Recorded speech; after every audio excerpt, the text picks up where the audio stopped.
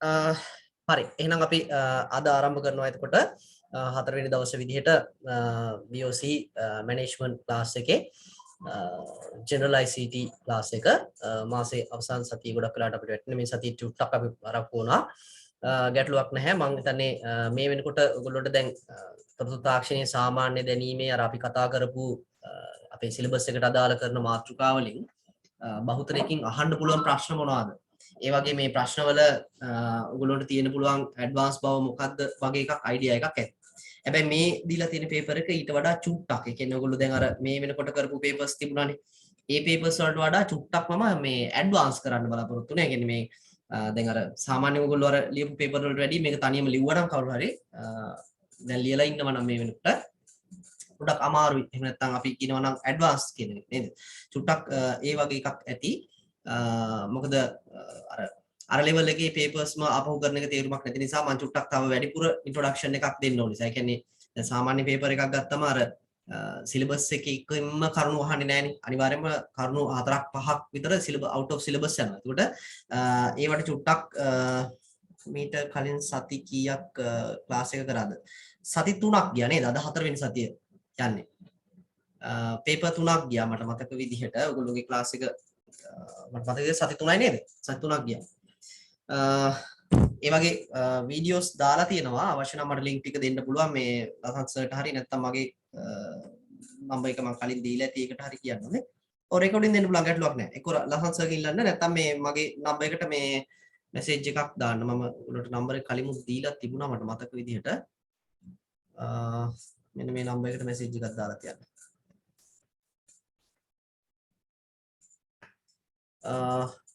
හරි. ඒ ටික චුට්ටක් බලලා ප්‍රැක්ටිස් කරන්න. ඒ වගේම මම අර නෝට් එකකුත් දුන්නා ඔයගොල්ලෝට නෝට් එකක් ඒක චුට්ටක් බලන්න රිෆර් කරන්න ඒකේ තියෙන කරුණු මොනවද කියලා කියන්නේ. ආය මේකේ ගොඩාක්ම අර දීලා තියෙන කරුණු ටික ගොඩක් පාරක් බලද්දි තමයි මේකේ ඔයගොල්ලන්ට සමහරවිට තව වැඩිපුර දෙයක් අහුවේ. එහෙම නැත්නම් තව වැඩිපුර ප්‍රශ්නයකදී අහන්න පුළුවන් නේද මේ වගේ කියලා එකක් හිතේ. ඒ නිසා වැඩිපුර බලන එක තමයි හොඳ. මේකේ එතකොට මම අන්තර්ගත කරලා නැහැ අර ඉන්ටර්නෙට් ඊමේල් කියන එකකින් වැඩිපුර කරුණු දාලා නැහැ. මේ පේපර් එකේ තියෙන්නේ ගොඩක් වෙලාවට අර Word Excel PowerPoint කියන ඒවා චුට්ටක් ටච් කරලා දිනවා. ඒ වගේම තමයි මේ අර සාමාන්‍ය පරිගණකය ගැන ඉගෙන ගන්න. නැත්නම් පරිගණකයේ කොටස් කියන පාඩමින් චුටි කොටසක් දාලා තිනවා. ඊට පස්සේ networking තියෙනවා. ඒ තුන තමයි ප්‍රධාන වශයෙන්ම ටාගට් වෙලා තියෙන්නේ. වැඩිපුරම අර Word Excel PowerPoint වලට තමයි මේක ටාගට් කරලා තියෙන්නේ. ඒ වගේ චුට්ටක් ඇඩ්වාන්ස් කරුණු වලට ගියා. අර සාමාන්‍යයෙන් අහන නිකන් අර copy paste කරන ඒවායින් එහාට ඔබට ගිහිල්ලා චුට්ටක් ඊට වඩා කරුණු අහන්න පුළුවන් තැන් ටිකක් අපි කතා කරන යනවා මේකේ. එතකොට මේකේ සමහර කරුණු කතා කරන ඔයගොල්ලන්ට ලියා ගන්න තියෙයි. නිසා කුලයක් පැනලයිස් කරගත්තා නම් වඩා හොඳයි. ලියන කරුණු වලට මොනවා හරි දේවල් ආවොත් ඒවට අවශ්‍ය දේවල් ලියන්න. හොඳයි. හරි. එතකොට අපි කතා කරන්න එහෙනම් අද දවසේ පේපර් එක පේපර් 4 එක ඔයගොල්ලන්ට හම්බ වෙන්න ඇති. ඒක මම ෂෙයා කරන්නම්. right. Operating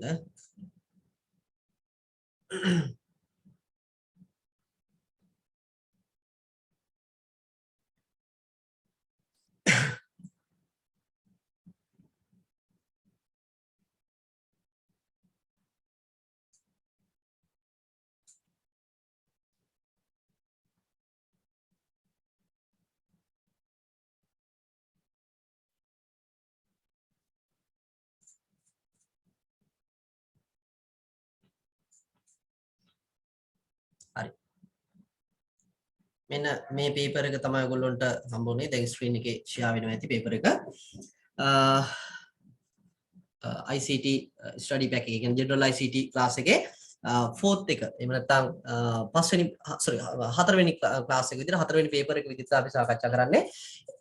එතකොට මම අර කිව්ව විදිහට චුට්ටක් ඇඩ්වාන්ස් කරලා තියෙන නිසා ගැටලුවක් කරගන්න එපා. තමන්ට මොනවා හරි ගැටලුවක් ආවොත් මේක ටිකක් අමාරුයි වගේ මට මේවා නම් මේ වගේ එකක් ආවොත් නම් ලියන්න බෑ වගේ එහෙම ඔයගොල්ලෝ අර අප්සෙට් මූඩ් එකක් ගහන්න එපා.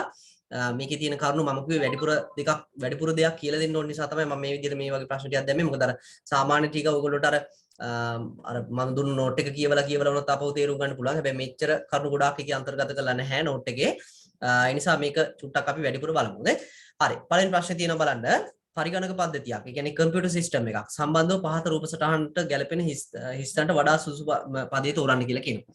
දැන් මේ පරිගණකයේ පද්ධතියක් කියලා කියන්නේ හරිද? පරිගණකයේ පද්ධතියක් කියලා කියන්නේ සිස්ටම් එකක් කියන එකක් ගත්තොත් ඔයගොල්ලෝ පද්ධතියක් කියන එකක් ගත්තොත් එහෙම ඒ පද්ධතියට මොනවා හරි ඇතුළු කිරීම තියෙනවා. හරිද? ඒ පද්ධතිය කියන්නේ ඇතුළු වුණාට පස්සේ ඒ ඇතුළු වීම ඇතුලේ සකස් වීම මොනවා හරි තියෙනවා. ඒ සකස් වීම වලින් පස්සේ එළියට එන දෙයක් තියෙනවා. එහෙම නැත්නම් ප්‍රතිදානයක් කරනවා. අවුට්පුට් එකක් කියන එකක් නිර්මාණය වෙනවා.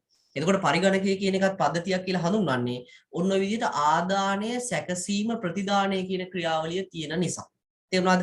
එතකොට ආදානය කියලා කියන්නේ කම්පියුටර් එක ඇතුළට ඇතුළු කරන දේවල්. දැන් නිකන් හිතන්නකෝ පාසල් පද්ධතිය කියලා කියන එක. පාසල් පද්ධතිය කියලා කියන්නේ පාසල කියන එක සිස්ටම් එකක් විදිහට අපි අඳුරගන්නවා. ඒ කියන්නේ සිස්ටම් එක අඩංගු වෙන්න ඕනේ කරුණු විදිහට අපි කියන්නේ පාසලක් ඇතුළේ තියෙන්න ඕනේ නම් පාසල කියන එකට මොනවා හරි ඇතුළු වෙන්න ඕනේ. ඒ පාසල කියන එක ඇතුළේ මොනවා හරි සකස් වෙන්න ඕනේ. ඊට පස්සේ පාසෙන් එළියට මොනවා හරි දෙයක් පිට වෙන්න ඕනේ. එතකොට අපි බැලුවොත් එහෙම සිසුන් කියන කට්ටිය ආදානය කරනවා පාසල ඇතුළේ මොකද වෙන්නේ? අර අධ්‍යාපනය ලබා දීම කියන සකස් වීම එහෙම නැත්නම් ක්‍රියාවලිය සිද්ධ වෙනවා. ඊට පස්සේ එළියට අවුට්පුට් කරනවා නැත්නම් ප්‍රතිදානය කරනවා ඉගෙන ගත්ත ළමයෙක් කියන එකක්. ඒ නිසා අපි පාසල කියන එක, රෝහල කියන එක, ඊට පස්සේ මීසාගේ ශරීරය, ඊට පස්සේ මොනවාද මේ අපේ ශ්වසන පද්ධතිය මොකද තියෙනවා නේද? හැම එකම සිස්ටම්. මේ සිස්ටම් එකක් කියලා කියන්නේ පද්ධතියක් කියලා කියන්නේ එහෙනම් ආදානයක් අරගෙන සකස් කිරීමක් කරලා ප්‍රතිදානයක් කරනවා. ඒ වගේම තමයි ওই සිස්ටම් එක නිර්වචනිකුත් මම කලින් දවසක කියලා දුන්නා. පද්ධතියක් කියන්නේ මොකද්ද කියලා අහුවොත් එහෙම එක අරමුණකට වැඩ කරන සංඝටක සමූහයක් නේද? යම් නිශ්චිත අරමුණක් ඉටු කර ගැනීම සඳහා සාමූහිකව ක්‍රියා කරන සංඝටක සමූහයක්. ඔහොම තමයි පද්ධතියක නිර්වචනය දාගත්තේ. හැබැයි පද්ධතියක් වැඩ කරන විදිහ ගත්තොත් එහෙම අන්න අර විදිහට ආදානයක් අරගෙන සකස් කිරීමක් කරලා ප්‍රතිදානයක් නිර්මාණය කරනවා. ඔන්න ඔක තමයි පද්ධතිය සකස් වීම. හැබැයි පද්ධතිය නිර්වචනය කරන්න කිව්වොත් පද්ධතියක් නිර්වචනය වෙන්න ඕනේ අර විදිහට නේ. මොකක්ද මේ පොදු අරමුණක් ඉටු කර ගැනීම එහෙම නැත්නම් යම් නිශ්චිත අරමුණක් ඉටු කර ගැනීම වෙනුවෙන් ඒක රාශීව ක්‍රියා කරන සංඝටක සමූහයක්. හොඳයි කියන්නේ නේ. ඒ කියන්නේ මේ අපි ඔය කියන්නේ පද්ධතියක් කියන එක නිර්වචනය කරන්න කිව්වොත් අපිට දෙන්න තියෙන උදාහරණ. එතකොට සිස්ටම් එකක් කියලා එකකින් වෙන වැඩේ තමයි සිස්ටම් එක ක්‍රියාත්මක වෙන්නේ විදිය තමයි ආදාන තියෙනවා සකස් කිරීමක් කරනවා ප්‍රතිදානයක් නිර්මාණය කරනවා. එහෙනම් කම්පියුටර් සිස්ටම් කිව්වොත් ඒකම නෙමෙයි දෙන්න ඕනේ. ඒකම තමයි. අපිට ওই සිස්ටම් කියන වචනේ ඔය ආදානයේ සැකසීම් ප්‍රතිදානය කියන එකට අපිට හුරු පරිගණකයත් එක්කම තමයි. IT එක්කම තමයි මේක හුරු. හැබැයි IT වලට විතරක්ම අදාළ දෙයක් නෙවෙයි. පොදුවේ පද්ධතියක් ගත්තොත් එහෙම ඔන්න ඔය විදිහට තමයි වැඩ කරන්නේ. එහෙනම් මේකට ආන්සර් එක විදිහට එන්න ඕනේ මොකද්ද? දත්ත ලබා දීම දිනවලු මෙන්න මෙතනින් මොකක්ද එකක් කරලා තොරතුරු ලබා දීම කියලා එකක් කරනවලු එළියට. ඒ කියන්නේ මොකක්ද එහෙනම්? මේක එන්න ඕනේ සකස් කිරීම නේද? දත්ත ලබා දුන්නේවා සකස් කිරීමක් කරලා තොරතුරු හදනවා. ඕකම තමයි අපි කියන්නේ data කියන ඒවා input කරනවා ඊට පස්සේ process වෙලා information කියනවා එළියට එනවා. ඕකම තමයි දත්තයක් තොරතුරක් බවට පත් වෙනවා කියන ක්‍රියාවලිය. එහෙම නැත්නම් තොරතුරු තාක්ෂණය කියලා කියන්නේ ඕකටම තමයි. තොරතුරු තාක්ෂණය කියලා කියන්නේ දත්ත අරගෙන ඒවා සකස් කිරීමකට භාජනය කරලා තොරතුරු බවට පත් කරනවා. හරි නේද එහෙනම්? ඔන්න අපේ කතාව තොරතුරු තාක්ෂණය කියන එකේ එතකොට මේ දත්ත අරගෙන සකස් කිරීමක් කරලා තොරතුරු බවට පත් කරනවා කියන එකේ සකස් කිරීම කියන වචනේ තමයි හලලා තියෙන්නේ. එහෙනම් මේකට එන්න ඕනේ 2. ඊළඟට E රාජ්‍යයට එහෙම නැත්නම් E government ඉරාජ් නෙවෙයි E රාජ්‍යයට E government සම්බන්ධ වෙබ් ලිපිනයක් වන්නේ. දැන් ඔන්න අපිට ඔය මේ ප්‍රධාන එකක් කියන්නේ දැන් මොනවා හරි මේ ගවර්න්මන්ට් එක්සෑම් වල ගොඩක් වෙලාවට අහන එකක් මේ E රාජ්‍ය කියන concept එක ගැන දන්නවද කියන බලන එක. ඒ කියන්නේ මේ E රාජ්‍ය කියලා කියන්නේ රජයෙන් දෙන සේවාවන් අන්තර්ජාලය හරහා එහෙම නැත්නම් ඔන්ලයින් සිද්ධ කරගන්න පුළුවන් නම් අන්න ඒකට තමයි අපි කියන්නේ මේ E රාජ්‍ය සේවාවක් කියලා. උදාහරණයක් ඔයගොල්ලන්ට ඩෙන්ටිටි එක දැන් මේ දවස්වල නම් પાස්පෝර්ට් එකනේ ගන්න පුළුවන් නම් අපිට ඔන්ලයින් අපේ වෙබ් එකකින්ම අපිට ගෙදර ඉඳලා ඇප්ලයි කරලා ගෙදරටම අපිට එකෝ පෝස්ට් කරලා හරි එහෙම නැත්නම් අපිට ඒ වෙලාවෙම ඩිජිටල් කොපි එකක් විතර ගන්න පුළුවන් නම් මොකක් හරි සේවාවක් කරනවා නම් අන්න ඒක අපි කියනවා E රාජ්‍ය සම්බන්ධ සේවාවක් කියලා. මේක දැනට තියෙනවා ඔයගොල්ලන්ට පුළුවන් උපැන්න සහතිකය ගන්න පුළුවන් ඊට පස්සේ මට මතක විදිහට වාහනේ මේක ඇතුළත් කරන්න පුළුවන් නේද? ඊට පස්සේ විදුලි මේ මොනවාද මේ ආදායම් බලපත්‍රය අලුත් කරන්න පුළුවන් ඊට පස්සේ විදුලි බිල ගෙවන ඒවා වගේ පුළුවන්. ඔන්න ඔය පහසුකම් ටික තියෙනවා. එතකොට ඒ තව තියෙන හොඳේ පහසුකම් රජෙන් දෙන සේවාවන් මොකක් හරි කමක් නැහැ. ඔන්ලයින් කරනවා නම් ඒක E රාජ්‍ය සම්බන්ධතාවයක් කියලා කියනවා. එතකොට ඒ වගේ එකක් තියෙන වෙබ් එකක් එහෙම නැත්නම් ඒ වගේ සම්බන්ධතා තියෙන වෙබ් එකක් වෙන්නේ උතනින් gov.lk කියන එක. මෙන්න මේ gov.lk නිකන් ඉන්න වෙලාවක ගිහිල්ලා බලන්න මේකේ තියෙනවා ඔයගොල්ලන්ට බලන්න පුළුවන් රජයෙන් ওই දින සේවාවන් ඔන්ලයින් රජයෙන් කරගන්න පුළුවන් සේවාවන් මොනවද කියලා ඔය හතරවෙනියට තියෙන වෙබ් එකේ බලන්න පුළුවන්. මේ ස්කූල් නෙට් කියලා කියන්නේ මම නිකන් අමතර දැනුමකට කියන්නම් මේ ස්කූල් නෙට් කියලා කියන්නේ ලංකාවේ මේ ඉස්කෝලේ එකතු කරලා හැදුවා පොඩි නෙට්වර්ක් එකක් 2006 වසරේ. ඔය ඉතින් ලංකාවේ ඉතින් කරන විදිය දන්නවනේ. වැඩේ එච්චර සාර්ථක නෑ. වෙබ් එකට ගියොත් ඔයගොල්ලන්ටත් එපා වෙබ් එකේ කැත දැකලා. කොහොම හරි එක තියෙනවා. ඒ කියන්නේ පාසල් වල තියෙන අර කම්පියුටර්ස් නෙට්වර්ක් ටික එකතු කරලා ඒක නෙට් එකක් විදිහට හදලා තියෙන්නේ. ඒක සක්සස් නෑ හැබැයි තියෙනවා ඔය වෙබ් එක. නැනසල කියලා කියන්නේ මේක ඔයගොල්ලෝ මෙච්චර කාලෙ ඉතින් ඇත්තේ රජයේ එකක් කියලා. මේක ප්‍රයිවට් හොඳේ. නැනසල කියන එක පෞද්ගලික රජයේ අනුග්‍රහය තියෙන පෞද්ගලික ආයතනයක්. එතකොට ඔකේ ඔය සල්ලි ගන්න එහෙම මේකයි. පන්සල් වලනේ තියෙන්නේ රජයේ කොහෙවත් ඔෆිස් එක නෙවෙන්නේ. එතකොට මේගොල්ලන්ට රජයේ අනුග්‍රහය තියෙනවා. එතකොට ඒ කාලේ තිබුණු රජයේ මොකක් හරි සම්බන්ධයක් නිසා පටන් ගත්තයක් වෙන්න ඇති. කොහොම හරි මේක පෞද්ගලිකයි. හොඳේ. ඒ කියන්නේ මේ සෙමිත් නෙවෙයි අතරම පෞද්ගලිකයි. අර ඒ වැඩේ කරගෙන යන රජයේ අනුග්‍රහයක් තියෙනවා. ඒ කියන්නේ රාජ්‍යයේ පැත්තෙන් සපෝට් එකක් දෙනවා මේ අර ගම් වලට IT අරන් යනවා කියන වැඩේ ප්‍රොජෙක්ට් එකත් එක්ක. එතකොට ඒක පැත්තේ එක්කෙනෙක් ලාභ උපයන ලාභ උපයන්නේ නැති ව්‍යාපාරයක් විදිහට කරගෙන යන ගමන් රාජ්‍ය සහයෝගය තමයි. අතන මොකද ලාභත් උපයනවා නේ. ඊට පස්සේ ඊතක්ෂ ලාභ කියලා කියන්නේ මේ ඉගෙන ගන්න අයගේ ඔය පේපර් ඩවුන්ලෝඩ් කරගන්න ඊට පස්සේ ඔයගොල්ලෝ මොනවාද මේ සිලබස් ඩවුන්ලෝඩ් කරගන්න නෝට් ඩවුන්ලෝඩ් කරගන්න අන්න ඒ වගේ එකක් තියෙන එකක්. එතකොට මේ දවස්වලම ගොඩක් ඔය සයිට් එක වැඩ ගන්නවා කට්ටිය. මොකද විශේෂයෙන්ම ස්කූල් සිලබස් ටික ඔක්කොම තියෙන ඔය ඊතක්ෂ ලාභ කියන එකේ. ඒක වැදගත් ඒ නිසා මේ ඔන්ලයින් අධ්‍යාපනයක් කරනවා නම් ඒ වැඩි. හොඳයි. එතකොට රජයෙන් දෙන සේවාවන් ලබා ගන්න පුළුවන් අපිට මේ gov.lk කියන එකට ගිහිල්ලා බලන්න මේකේ තියෙනවා සර්විසස් ගන්න පුළුවන් ඒවා. රයිට්. ඊළඟට තියෙනවා ඉතා අධික ප්‍රමාණයේ අනුකලිත පරිපත. ultra large scale integrated circuit කියන එක තමයි මේ ULSI කියලා දාලා තියෙන්නේ. දුඩාංග තාක්ෂණයේ භාවිතා කළ පරිගණකවල ලක්ෂණයක් වන්නේ එහෙම නැත්නම් ලක්ෂණයක් පහත පරිදි වේ කියලා දීලා තියෙනවා. දැන් මම ඔයගොල්ලන්ට කියන්නේ මේ පරිගණකවල ඔයගොල්ලෝ දන්නවා නේද දත්ත සකස් කිරීම කියන වැඩේ කරන්නේ. දත්ත කියන ඒවා අරගෙන තොරතුරු බවට පත් කරනවා සකස් කිරීම කරනවා. දැන් සකස් කිරීම කරන්නේ කවුද කියලා හොත් දෙන උත්තරේ මොකද්ද? සකස් කිරීම කරන්නේ සකසනය. එහෙම නැත්නම් ප්‍රොසෙසර් එක කියන ඩිවයිස් එක. තේරුණා නේද? ප්‍රොසෙසර් එක කියන ඩිවයිස් එක තමයි සකස් කිරීම කරන්නේ. එතකොට ඔය ප්‍රොසෙසර් එකක් කියන එක ලෝකෙට එකපාරම කවුරු හරි දෙවි කෙනෙක් ඇවිල්ලා මෙහෙම මවලා දීලා කියන්නේ මෙන්න ප්‍රොසෙසර් එක කම්පියුටරේට හයි කරගෙන වැඩ කරන්න ඕනේ. එහෙම හැදුවද? නෑ. ඒක දිගු ගමනක්. ඒ කියන්නේ ඔය ඩිජිටල් කම්පියුටර්ස් පටන් ගත්තා. ඒ කියන්නේ පරිගණක මොනවාද මේ විදුලියෙන් වැඩ කරන පරිගණකයක් නිර්මාණය කරාට පස්සේ ඒ නිර්මාණය කරපු පරිගණකයේ ඉඳලා දැන් තියෙන පරිගණකයේ දක්වා මේ ප්‍රොසෙස් එකක් එහෙම නැත්නම් ප්‍රොසෙසර් එකක් නිර්මාණය කරන්න ආපු ගමන් මගක් තිබුණා. ඒ ගමන් මගේ ඉස්සල්ලාම හදපු උපකරණ. එහෙම නැත්නම් මේ දත්ත සකස් කිරීම කියන වැඩේ කරන්න හදපු පළවෙනිම උපකරණය තමයි අපි කියනවා වැකියුම් ටියුබ් කියලා. හරිද? එතකොට වැකියුම් ටියුබ් වලින් තමයි මුලින්ම පරිගණක වැඩ කරලා තියෙන්නේ. එතකොට මේවා මේ අර ප්‍රෙෂර් වෙවි ගොඩාක් මේ ප්‍රෙෂර් එකක් එක්ක වැඩ කරන කම්පියුටර්ස්. ඔයගොල්ලෝ දැකලා ඇති අර නිකන් කාමරයක් පුරාම වගේ තියෙන ලොකු කම්පියුටර්ස් තිබුණේ. අන්න ඒ කාලේ. ඒ වගේම තමයි අනතුරු වැඩි ඔය අර වැකියුම් ටියුබ් පුපුරනවා. ඒ කියන්නේ කාලයක් ගොඩක් කාලයක් වැඩ කරන්නත් බෑ ටික දවසකින් පුපුරනවා ප්‍රෙෂර් එකට. අන්න එහෙම එකකින් තමයි මුල්ම කාලේ පරිගණක වැඩ කරේ. එහෙනම් ඔන්න ඉස්සෙල්ලම ප්‍රොසෙසර් එකක් එහෙම නැත්නම් විදුලියෙන් වැඩ කරන පරිගණකවල ප්‍රොසෙසර් එකක් හදාගන්න කලින් දත්ත සකස් කිරීම කරන්න පාවිච්චි කරේ වැකියුම් ටියුබ්. ඊට පස්සේ දෙවෙනියට ඕකට පස්සේ හොයාගත්තා ට්‍රාන්සිස්ටර් කියන උපකරණය. හරිද? දැන් ට්‍රාන්සිස්ටර් කියලා එක අහලා ඇතිනේ ඔයගොල්ලෝ විද්‍යාව කරපු අය ඉන්නවා නම් විද්‍යාවට කියලා ඇති අර විද්‍යුතය ගැන කතා කරද්දී ට්‍රාන්සිස්ටර් කියන උපකරණය ගැන. එතකොට මේ ට්‍රාන්සිස්ටරෙන් පුළුවන් වුණා විදුලිය ගබඩා කරගන්න. ඒක తాවකාලිකව ටෙම්පරරි විදුලිය මේ පවතිනවද කියලා අඳුර ගන්න පුළුවන්. ගබඩා කරගන්න නෙවෙයි පවතිනවද නැද්ද කියන එක අඳුර ගන්න පුළුවන්. ඒක තමයි දෙවෙනියට ওই දත්ත ප්‍රොසෙස් කරන්න පාවිච්චි කරපු උපකරණය. එහෙනම් ඉස්සෙල්ලාම වැකියුම් ටියුබ් සිංහලෙන් ඔකට කියනවා රික්තක නල කියලා. හොඳේ රික්තක නල වැකියුම් ටියුබ් කියන එක. ඊට පස්සේ දෙවෙනියට ට්‍රාන්සිස්ටර් පාවිච්චි කරලා දත්ත සකස් කිරීම කරා. ඊට පස්සේ තුන්වෙනියට IC එක කියලා අහලා තියෙනව නේද? ඉන්ටග්‍රේටඩ් සර්කිට් කියලා කියන්නේ. අන්න ඔය IC එක පාවිච්චි කරලා දත්ත සකස් කරන්න ගත්තා. එහෙනම් ඔන්න පරිගණක කියන ඒවා ලෝකෙට හඳුනාගෙන යද්දී ඉස්සෙල්ලා විදුලියෙන් වැඩ කරන කම්පියුටර්ස් හඳුනාගත්තේ 1939න් පස්සේ. 1939න් පස්සේ හදපු පරිගණකවල දත්ත හඳුනා ගැනීම කරන්න පාවිච්චි කරේ වැකුම් ටියුබ් එහෙම නැත්නම් රික්තක නල කියන තාක්ෂණය. ඊට පස්සේ ඒක අර අනතුරුදායක නිසා ඒ වගේම තමයි ඒක විශාල වෙන නිසා පරිගණකේ ඒගොල්ලෝ පාවිච්චි කරන්න ගත්තා ට්‍රාන්සිස්ටර් කියලා චූටි උපකරණයක් හදලා. ওই ට්‍රාන්සිස්ටරේට පස්සේ තමයි ආවේ නම් IC කියන එක. එතකොට IC එකක් හැදුවේ ට්‍රාන්සිස්ටර් 10 ගාණක් එකතු කරලා. IC එක මෙන්න මෙච්චර විතර පොඩි ඩිවයිස් එකක්. එතකොට ඕකට 10 ගාණක තිබුණා මොනවාද? මේ ට්‍රාන්සිස්ටර්. ඔන්න දැන් ටිකක් දියුණු වෙලා. හොඳේ. ඊට පස්සේ ඔය Intel කියන සමාගමේ අහලා තියෙනවද නම?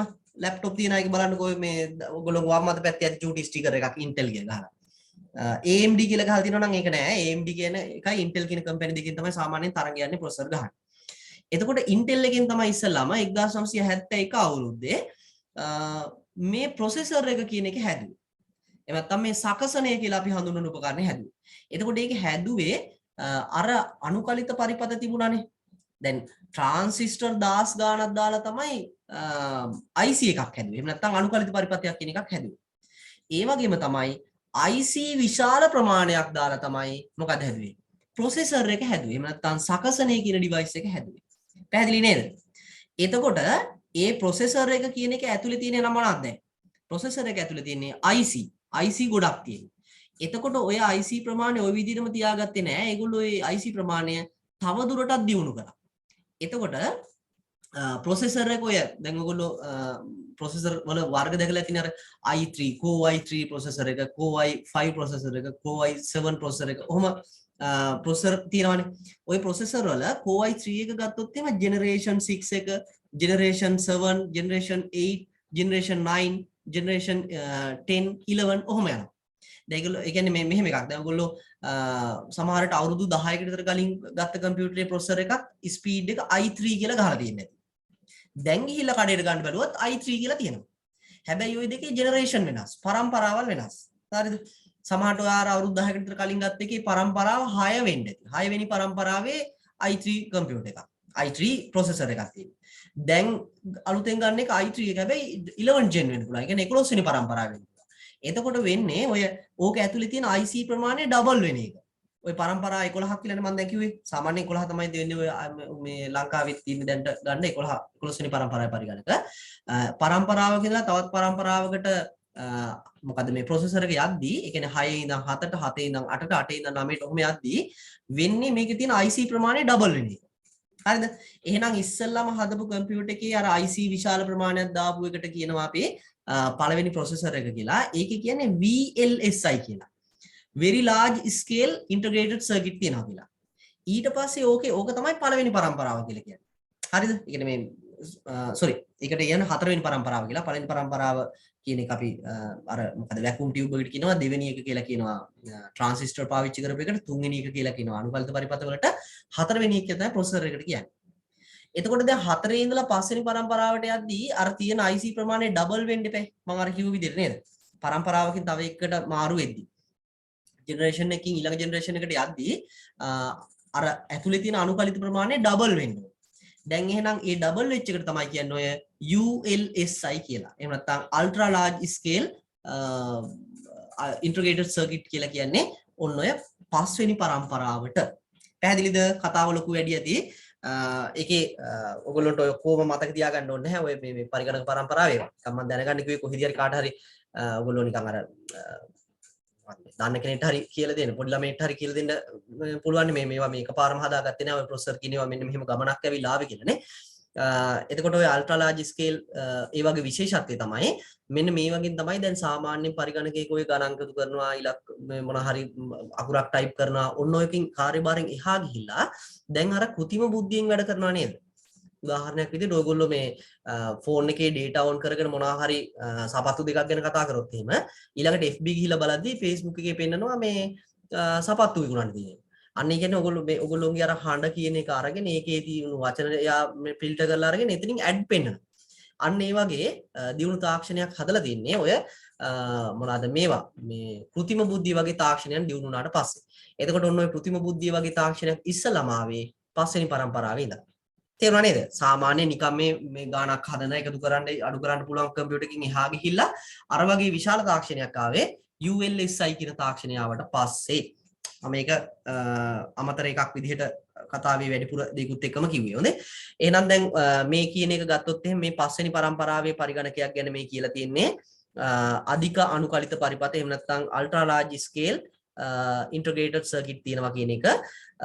ඊට පස්සේ මේකේ මෙන්න මේ ලක්ෂණ මේක අහන්නේ මේකේ තියනවලු අතුරු මුහුණක් දැකිය නොහැකිය කියලා කියනවා. අතුරු මුහුණක් දකින්න පුළුවන්. හොඳේ හතරවෙනි පරම්පරාවෙන් පස්සේ වගේ අතුරු මුහුණක් තිබ්බා. ඒ කියන්නේ අර රූප චිත්‍ර මේ මවුස් එකේ ඊතලේ වගේ දේවල් පේන්න තිබුණු ඉන්ටර්ෆේස් එක ගැන ඔය කියන්නේ. ඊට පස්සේ අන්තර්ජාලය හා බහුමාධ්‍ය යෙදවුම් භාවිතය. හරි ඉන්ටර්නෙට් පාවිච්චි කරන්න ගත්තා 1969 පස්සේ ඉන්ටර්නෙට් තිබුණා කම්පියුටර්ස් වලට. ඊට පස්සේ කෘතිම බුද්ධිය මත පදනම් වී ඇති හඬ හඳුනා ගැනීමේ හැකියාව. ඉන්ටර්නෙට් ගැන මම එදා කිව්වා මම ඒකයි විස්තර කරේ නැත්නම් ඉන්ටර්නෙට් පටන් ගත්ත විදිය ගැන මුල්ම දවසේ කිව්වා. කෘතිම බුද්ධිය මත පදනම් වීම හා ඇති හඬ හඳුනා ගැනීමේ හැකියාව. මෙන්න මේක එතකොට ඇවිල්ලා තියෙනවා ULSI තාක්ෂණයත් එක්ක. ඊට පස්සේ ශුද්ධ සකසනයේ ප්‍රධාන රුඩාංග තාක්ෂණ ලෙස භාවිතා කිරීම. හරි. වැකුම් ටියුබ් නෙවෙයි, ට්‍රාන්සිස්ටර් නෙවෙයි, ඉන්ටග්‍රේටඩ් සර්කිට් නෙවෙයි, ප්‍රොසෙසර්, මයික්‍රෝ ප්‍රොසෙසර් තමයි රුඩාංග තාක්ෂණය වෙන්නේ. හරි නේද එහෙනම්? එහෙනම් මේකේ හරි වෙන්නේ BCD. ඒ කියන්නේ දෙක තමයි ආන්සර් විදිහට අපි පිළිගන්නේ. BCD පමණක් නිවැරදිය. හරිනම් හොඳයි. හරි අය හරි දාගන්න තමන්ට ඒ කියන්නේ මේ ගෙස් කරලා ගහන්න නැතුව නිකන් මතකයෙන් ඉස්කෝලේ හරි ICT කරපු වගේ මොනවා හරි කියපු දෙයක මතකයකින් වගේ නම් හැදුවේ හොඳයි. ඊට පස්සේ බලන්න අමල් පරිගණක ක්‍රීඩාවල නිතරම නිරත වීම නිසා අධ්‍යාපන කටයුතු මගහරවා ගැනීම සහ විවිධ සෞඛ්‍ය අපහසුතාවයට පත්ව ඇත. තොරතුරු සහ සංවේදන තාක්ෂණයේ අනිසි ප්‍රතිඵලයක් ලෙස මේ මුහුණ පාලා ඇති ගැටලුව මොකක්ද කියලා. මොකද්ද නිකන් ඔය පරිගණක වැඩිපුර භාවිතා කරද්දී ඇත්තටම මේ අර මොනම දෙයක් ඕනාවට වැඩිය පාවිච්චි කරන්න හොඳ නැහැ කියලා කියනවනේ. ඒ වගේ කම්පියුටර් එක උනත් මේක කොච්චර ප්‍රයෝජනවත් වුණත් මේක කොච්චර අමාරුවෙන් හදලා තිබ්බත් මේක කොච්චර වටිනා වුණත් මේක නිතරම භාවිතා කරද්දී වෙන වැඩේ තමයි මිනිස්සු ඔකට හුරු වෙනවා. හුරු වෙනවා කියලා කියන්නේ ඇබ්බැහි වෙනවා. ඇබ්බැහි වුණාට පස්සේ තමයි ওই කේස් එන්නේ. හොඳේ. ඒ නිසා මේකට කියන්නේ ඇබ්බැහි වීම කියලා. ඇබ්බැහි වුණාන් පස්සේ මනස විකෘති වෙන්න පුළුවන්, පෞද්ගලිකත්වයට හානි වෙන්න පුළුවන්, සයිබර් අපරාධ කරන්නත් පුළුවන්. එතකොට ඒවා නෙවෙයි මේ කියන පොදු එකට හේතුව ඇබ්බැහි වීම නේද? ඒ කියන්නේ නිතරම මේ පරිගණකයත් එක්ක වැඩ කරද්දී සිද්ධ වෙන වැඩක්. ඒ කියන්නේ මේ කම්පියුටර් එකත් එක්ක දැන් අර බැංකුව වල එහෙම ගිහලා වැඩ කරන්න ගත්තාම මේකට ඇබ්බැහි වෙයිද කියලා බය වෙන්න එපා. එහෙම එකක් නෙවෙයි මේ කියන්නේ. පරිගණක ක්‍රීඩා කරද්දී ඒ වගේ නිකන් අර ඇබ්බැහි වීම තියෙන ඒ වගේ වටනේ. ජොබ් එකට ඇබ්බැහි වෙනවා හොඳයි නේ. එහෙනම් හොඳට ආසාවෙන් වැඩ කරන්න පුළුවන් නේ. ඊළඟට පස්වෙනි එක සෙනෙවිරත්න විද්‍යාලයේ සිසුන් තිදෙනෙකු ලබාගත් ලකුණු පිළිබඳ විස්තරයක් පහත් දැක්වේ. පළමු ප්‍රකාශය අමිල කවිඳු හා මෙනන් ලබාගත් ලකුණු 75යි 85යි 69යි වේ. දෙවන ප්‍රකාශය පන්තියේ විද්‍යා විෂයට වැඩිම ලකුණු ලබාගෙන ඇත්තේ මිනිලය. දැන් මේකෙන් අහන්නේ සාවද්‍ය පිළිතුර. ඒ කියන්නේ වැරදි එක අහන්නේ. මේක දැක්කම මට කියන්න පුළුවන් එකක් තමයි දත්ත සහ තොරතුරු කියන ඒවා මේකේ තියෙනවා. දත්ත කියලා කියන්නේ මොනවද? දත්ත කියලා කියන්නේ මෙන්න මේවා මේ තනි විදිහට ගත්තට පස්සේ කිසිම process එකක් නැහැ. මේවා මේ නිකම්ම තනි ඉලක්කම් තියෙන්නේ. අමිල 75යි, කවිඳු 85යි, මෙනන් 69යි. ඔහොම තමයි දීලා තියෙන්නේ. හරිද? එතකොට මෙතන තියෙනවා පන්තියේ විද්‍යා විෂයට වැඩිම ලබාගෙන ඇත්තේ මිනිලය. ඒ කියන්නේ විද්‍යාව විෂය ලබාගත්ත ළමයිගේ ලකුණු ටික අරගෙන එතනින් වැඩිම ගත්ත ළමයා කියන සකස් කිරීම කරලා නේද තියෙන්නේ දෙවෙනි ප්‍රකාශය. පළවෙනි එකේ නිකම්ම තනි ළමයා ගත්ත ලකුණු ප්‍රමාණයක් තමයි දීලා තියෙන්නේ. දැන් සකස් කිරීමක් නැහැ. ওই ලකුණු ටික පාවිච්චි කරලා අපිට සකස් කිරීම කරන්න පුළුවන්. අඩුම ලකුණු ගත්ත එක්කෙනා, වැඩිම ගත්ත එක්කෙනා, සාමාන්‍ය ඕව හොයන්න පුළුවන් නේද මේ ප්‍රකාශයේ තියෙන දත්ත වලින්. එහෙනම් මේ තියෙන දත්ත, මේ තියෙන්නේ තොරතුරක්. පැහැදිලි නේද ඒක? ඒක ගන්න අනිවාර්යයෙන්ම දත්ත කියන ඒවා තනි විදිහට ගත්තාන් පස්සේ අර අර්ථයක් තේරුමක් නැති වෙන්න ඕනේ. හැබැයි තොරතුරු කියන ඒවා ඒක අනිත් පැත්ත මොනවා හරි දත්ත කියන ඒවා සකස් කිරීමකින් දත්ත කියන ඒවා පාවිච්චි කරලා තමයි තොරතුරු කියන එක හදලා තියෙන්නේ. එහෙනම් මෙතන මේක දත්තයක් වෙනකොට මේක තොරතුරක් වෙනවා. ඉහත ප්‍රකාශයන්ට අනුව සාවද්‍ය පිළිතුර තෝරන්න කියලා කියන්නේ. පළමු ප්‍රකාශනයේ දත්ත ඇතුළත් වේ. හරි. ඊට පස්සේ පළමු ප්‍රකාශනයේට ගණිතයට අනුපිළිවෙලක් ලබාගත් පසු ගණිතයට අනුපිළිවෙලින් ලබාගත් ලකුණු යන පද එක්කලොත් තොරතුරක් බවට පත් වේ. හරි නේද? ගණිතයේ ගණිතමය අනුපිළිවෙලින් ලබාගත් ලකුණු කියලා කිව්වොත් ඒ පිළිවෙලකට සකස් කරලා. මම කිව්වා දත්ත සකස් කරනවා කියලා කියන්නේ මේ ඉලක්කමක් එකතු කරනවා අඩු කරනවා විතර නෙවෙයි මොකක් හරි එකක් පිළිවෙලකට ලිව්වත් ඒ තොරතුරක් තමයි. දත්ත සකස් කිරීමක්. මොකද දැන් අපි මේ අම්මා කියන වචනේ කියන්නේ තොරතුරක්. ඒකේ දත්ත වෙන්නේ අයන්න අල්මයන්න මායන්න. ඒ වචන ටික එක පේලියට ලියලා තමයි අම්මා කියන තොරතුර නිර්මාණය කරලා තියෙන්නේ. එහෙනම් ඒක තොරතුරක් වෙනවා මේ කියන විදිහට කරොත්. හොඳේ මෙතන තියෙන්නේ කරලා නෙමෙයි කරොත්. දෙවන ප්‍රකාශය පළමු ප්‍රකාශයට වඩා අර්ථවත් වේ. හරි නේද? දත්ත කියන ඒවා අර්ථයක් තියෙන තේරුමක් තියෙන විදිහට හැදුවන් පස්සේ තමයි තොරතුරක් වෙන්නේ. එහෙනම් දෙවන ප්‍රකාශය පළමු ප්‍රකාශයට වඩා අර්ථවත් වේ.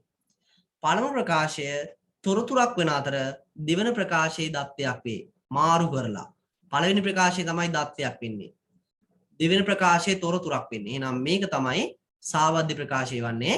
අහලා තියෙන්නේ සාවද්‍ය. හොඳේ මම එදා කිව්වා මේ වගේ එකක් දැක්ක ගමන් යටින් ඉරක් ඇඳ ගන්න නැත්තම් කියවගෙන යද්දී අපිට කොයිල්ලලා අපි හිතන්නේ හරි එක මොකද්ද කියලා අහන්නේ. පළවෙනි එක හරි වගේ පේනවා මේකට දානවා ඉරක් ගන්න. ඒ නිසා අනිවාර්යයෙන්ම වැරදි එකද හොයන්නේ හරි එකද කියලා අනිවාර්යයෙන්ම දාන්න. මොකද මේ වගේ මේ විභාගවල වරද්දන්න පුළුවන් හොඳම තැනක් වගේ නේද? ඒ කියන්නේ ප්‍රශ්නේ අහන විදිහ අනුවම වරද්දන්න පුළුවන්. අර ප්‍රශ්නේ දැනගෙන හිටියත් සමහරලාට වැරදියට තේරුම් අරගෙන තියෙන නිසා හරි උත්තරේ හොයාගන්න බැරි වෙනවා.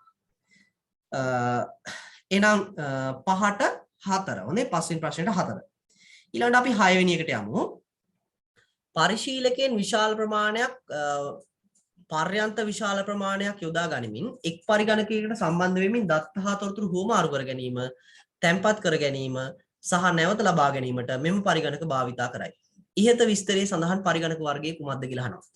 අපි සයිස් එක අනුව ගත්තම කම්පියුටර්ස්. ඒ කියන්නේ ඒ කම්පියුටර් සයිස් දැන් පරිගණක කියන ඒවා වර්ගීකරණය කරන්න පුළුවන් ගියෙක් විදියට.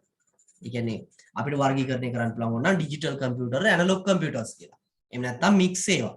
කොහොම වර්ග කරන්න පුළුවන්? ওই වගේ අපිට පුළුවන් පරිගණක වල විශාලත්වය අනුව වර්ග කරන්න. මේක තමයි ලොකු මේක, මේක ඊට වඩා පොඩි එකක්, මේක ඊට වඩා චූටි එකක්, මේක ඊට වඩා පොඩි එකක් කියලා වර්ගීකරණය කරන්න පුළුවන්.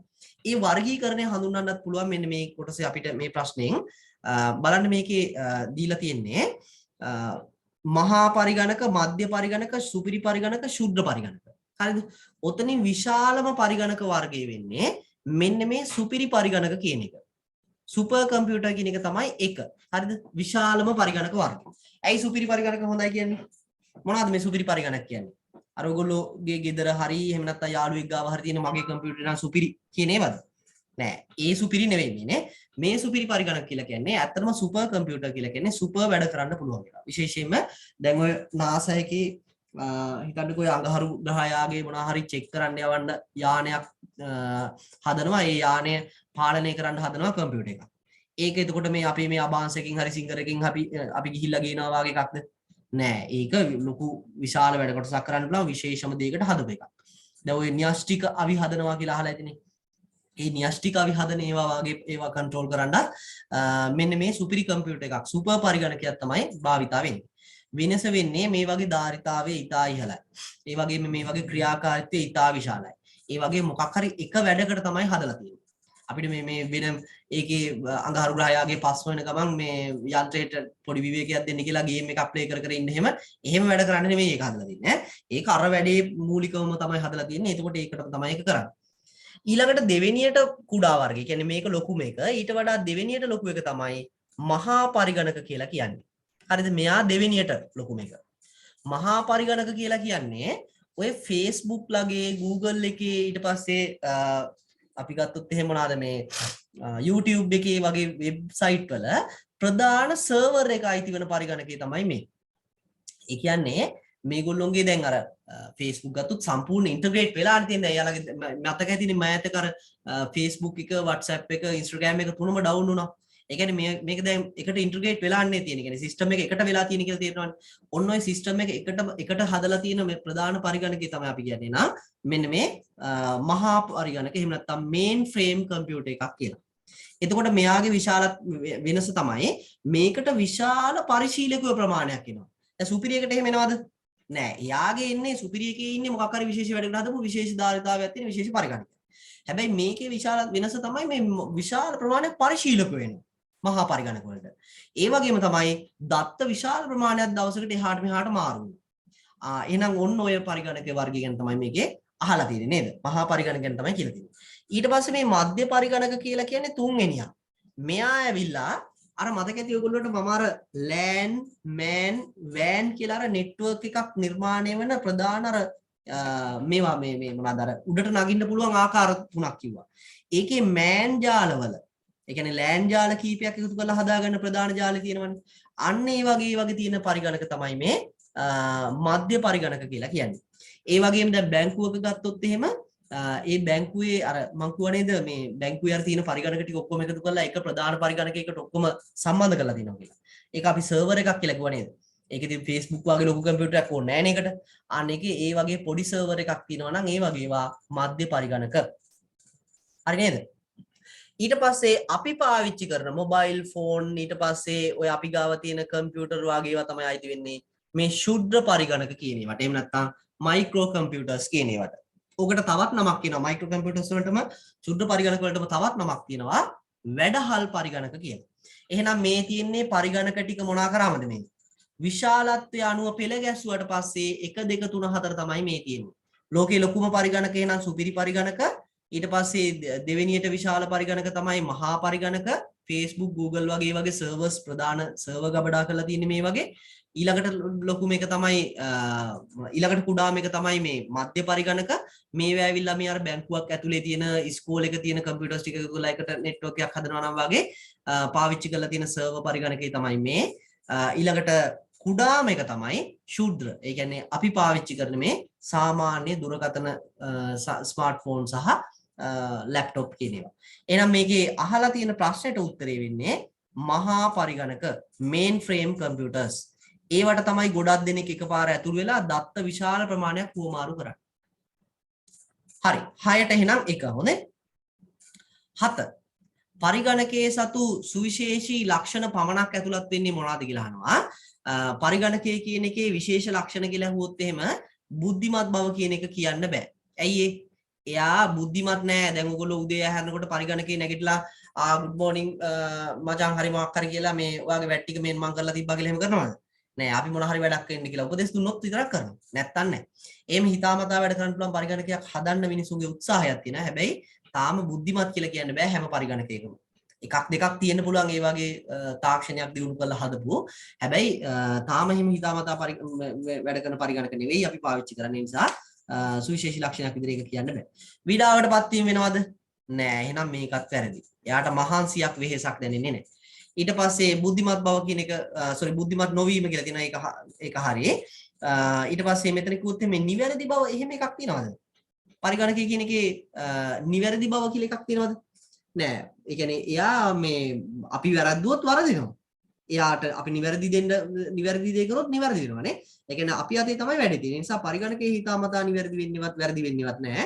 අපි තමයි වරද්දනවාද නිවැරදි වෙනවාද කියන වැඩේ කරන්නේ. එහෙනම් මේකේ ආන්සර් එක වෙන්නේ 3. බහුකාර්ය බව, සුරකීමේ හා නැවත ලබා ගැනීමේ හැකියාව දත්ත. ඊට පස්සේ කාර්යක්ෂමතාවය. සාමාන්‍ය කාර්යක්ෂමතාවය කියන එකක් පරිගණකයේ තියෙනවා. ඒක අඩුද වැඩිද කියලා අපි දන්නේ නැහැ. කාර්යක්ෂමතාවය කියන එකක් තියෙනවා. එහෙනම් පරිගණකවල සුවිශේෂී ලක්ෂණ කියලා කිව්වොත් පොදුවේ කියන්නේ අපි මෙන්න මේ ටික හොඳේ. ඒ කියන්නේ පරිගණකවල තියෙන පොදුවේ තියෙන ලක්ෂණ තුනක් කියන්නේ කියලා කිව්වොත් එහෙම බහුකාර්ය මේ උපකරණයක් එක දත්ත සුරක්ෂිත කරනවා. ඒ වගේම තමයි නැවත ලබා ගන්න පුළුවන්. ඒ වගේ මේකේ කාර්යක්ෂමතාවයක් තියෙනවා. හරි නේද?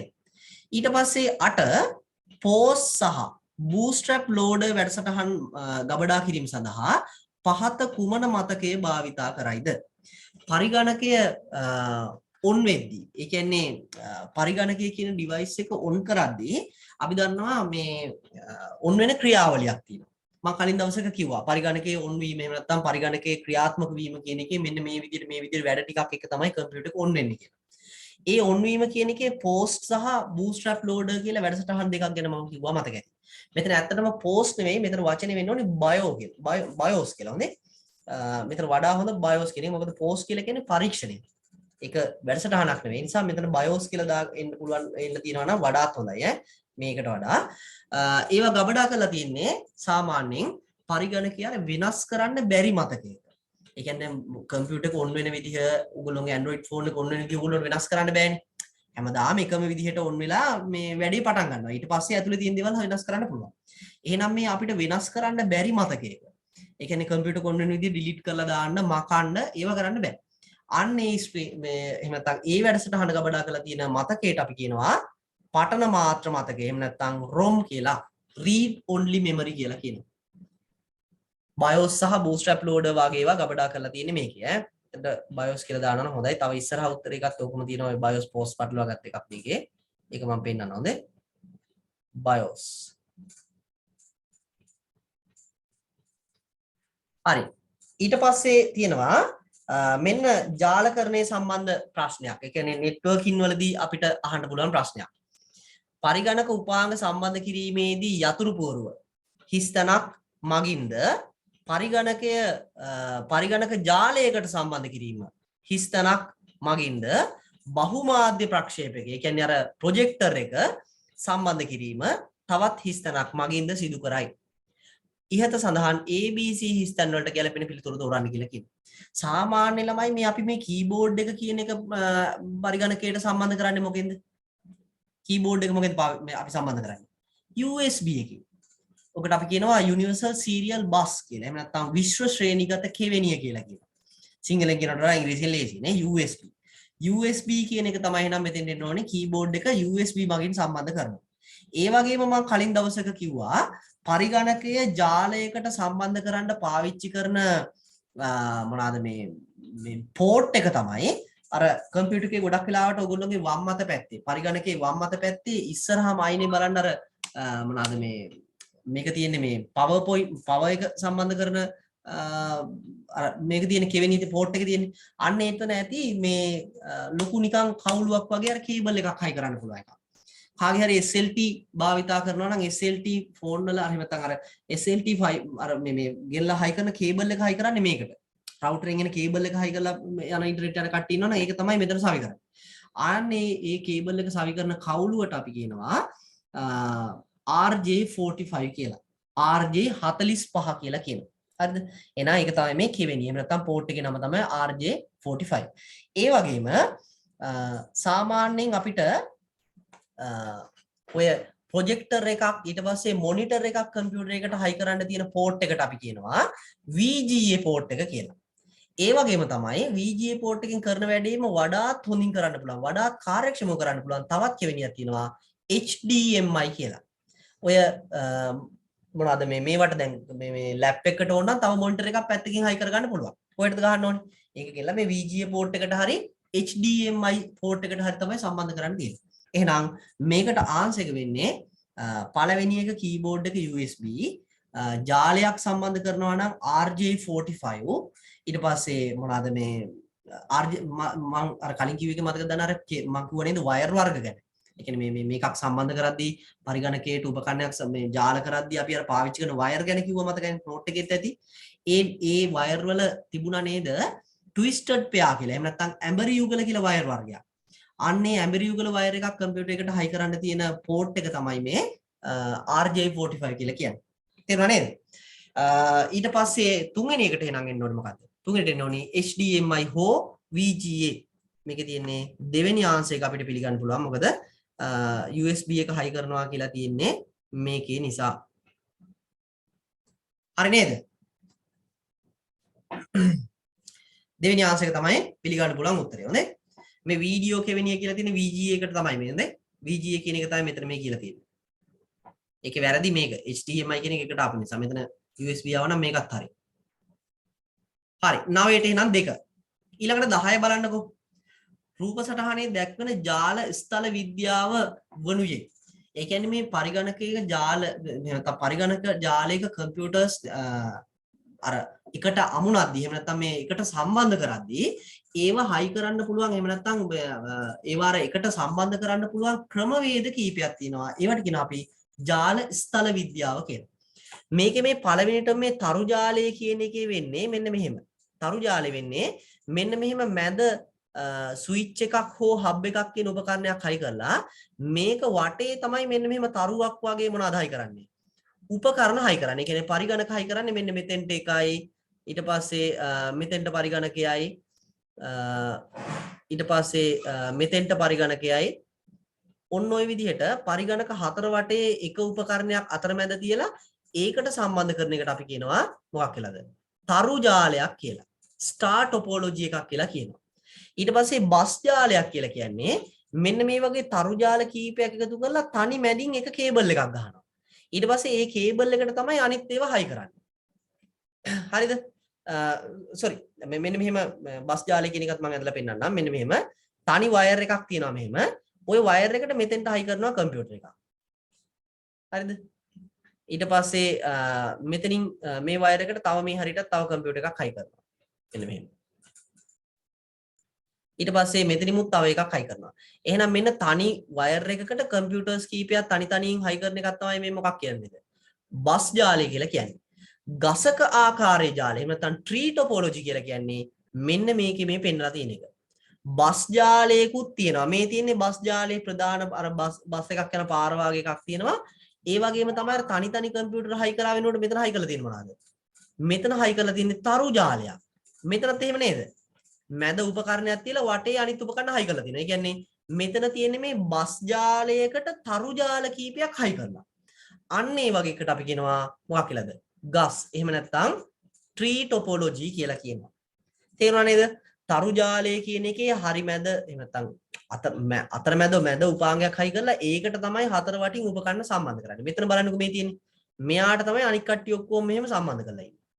ඊට පස්සේ බස් ජාලය කියලා කියන්නේ මෙන්න මෙහෙම තනි වයර් එකක් ඇදලා ඒ වයර් එකට කම්පියුටර්ස් ටික සෙට් කරනවා.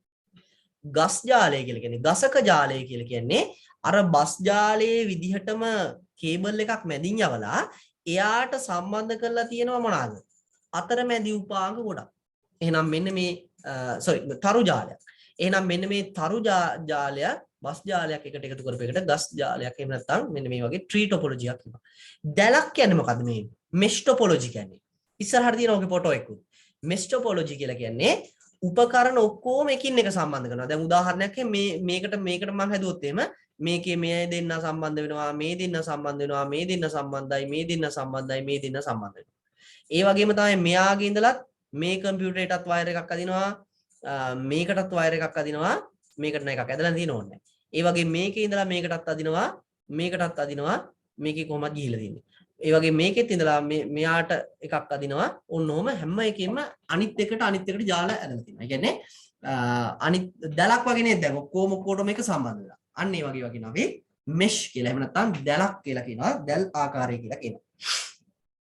හරි. එහෙනම් ඔන්න ඔයෙන් අපිට මේ අහලා තියෙන්නේ මෙන්න මේකේ තියෙන ජාල ස්ථල විද්‍යාව අනුව තනි වයර් එකකට මෙහෙම තරු ජාලයක් සම්බන්ධ කරලා තියෙන. ඒවට අපි කියනවා ගස් ආකාරයේ ජාලයක් කියලා.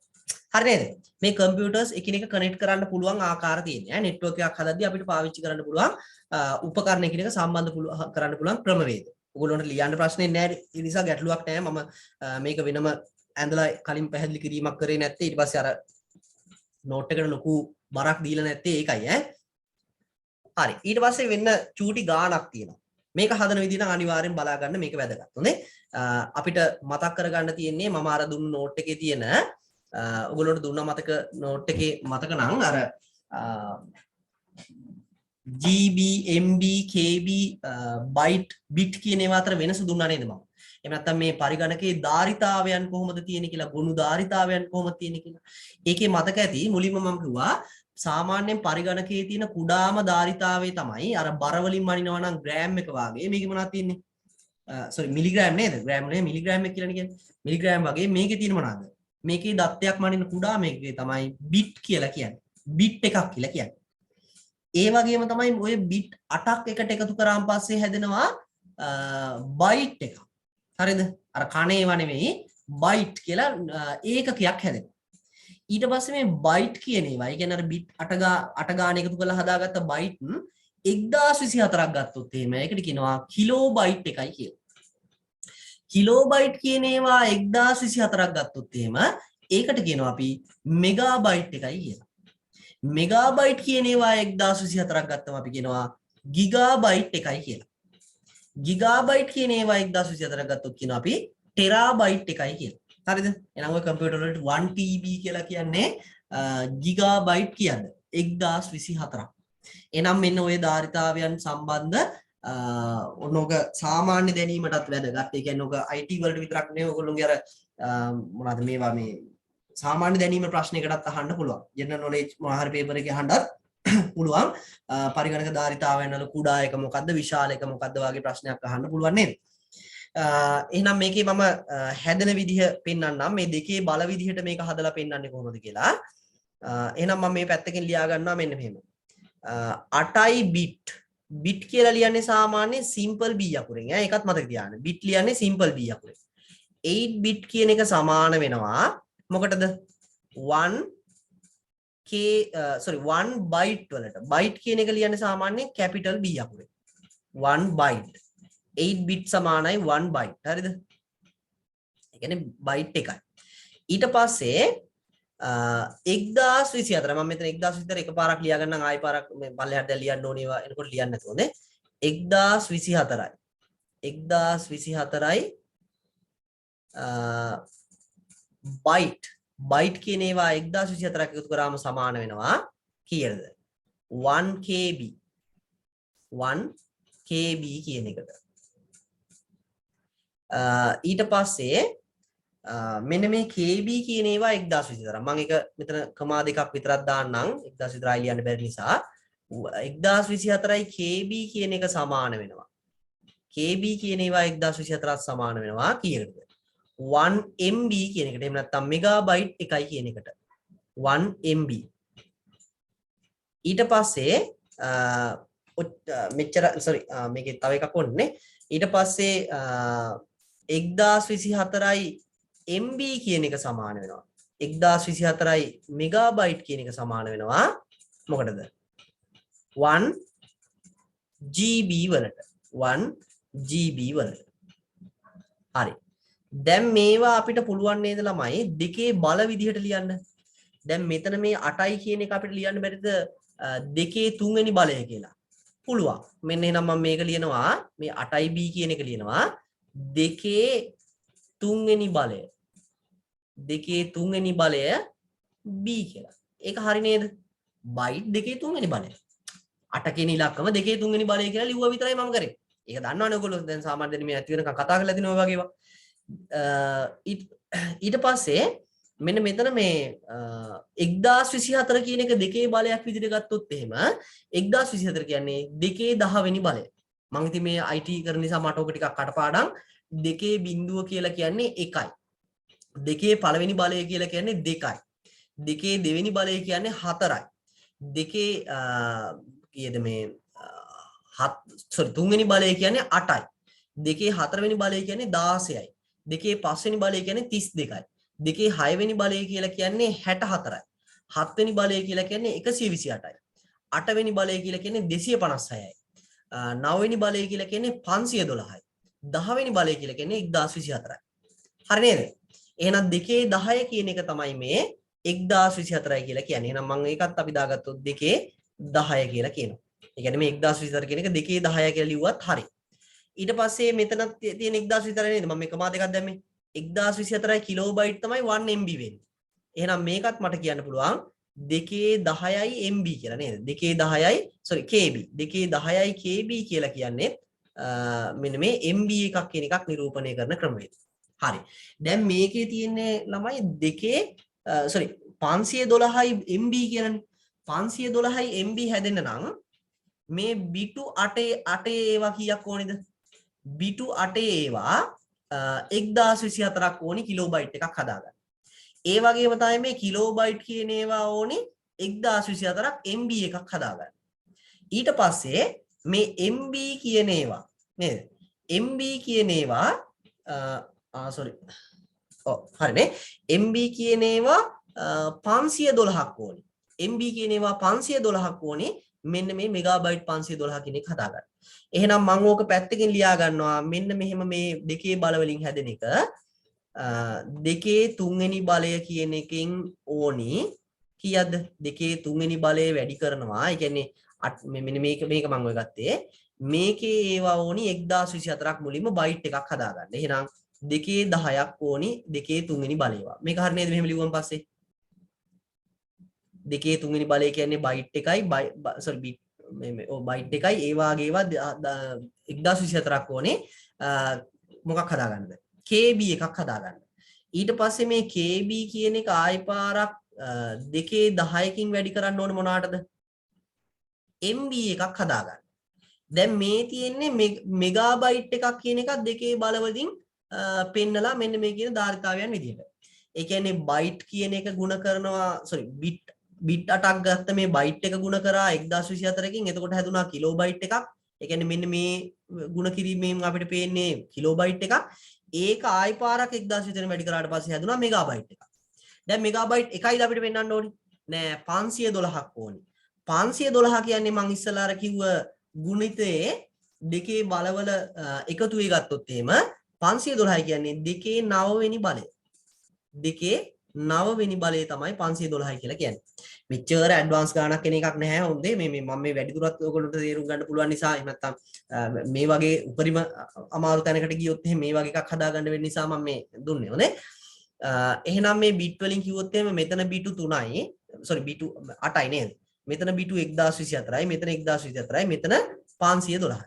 දැන් ඔය ටික එකතු කරලා ගත්තට පස්සේ අපිට එනවා 2 to the power කීය දෙන්න ඕනි කියලා. බලන්න දෙකේ බලයක් විදිහට ගත්තොත් කීය දෙන්න ඕනේ මෙතන. මෙහෙම මේවට කියන්නේ දර්ශකනේ. මේ දර්ශක ගුණ කිරීම කියලා කියන ළමයි එකතු වීමක් වෙන්නේ. ඒ කියන්නේ මේ දෙකේ බලයෙන්ම මේ ටික එකතු වෙනවා. දෙකේ තුන්වෙනි බලය එකතු කිරීම දෙකේ 10 ගුණ කිරීම දෙකේ 10 කියන්නේ මෙතන දෙකේ 13 කියලා හැදෙන්නේ.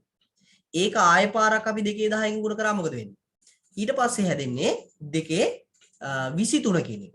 ඒක ආය පාරක් ඊට පස්සේ 9න් ගුණ කරාට පස්සේ නැත්නම් දෙකේ 9 වෙනි බලය කියන එකෙන් දැම්මට මේ ගුණ කරාට පස්සේ වෙන්නේ අර 23ට කීයද හැදෙන්නේ?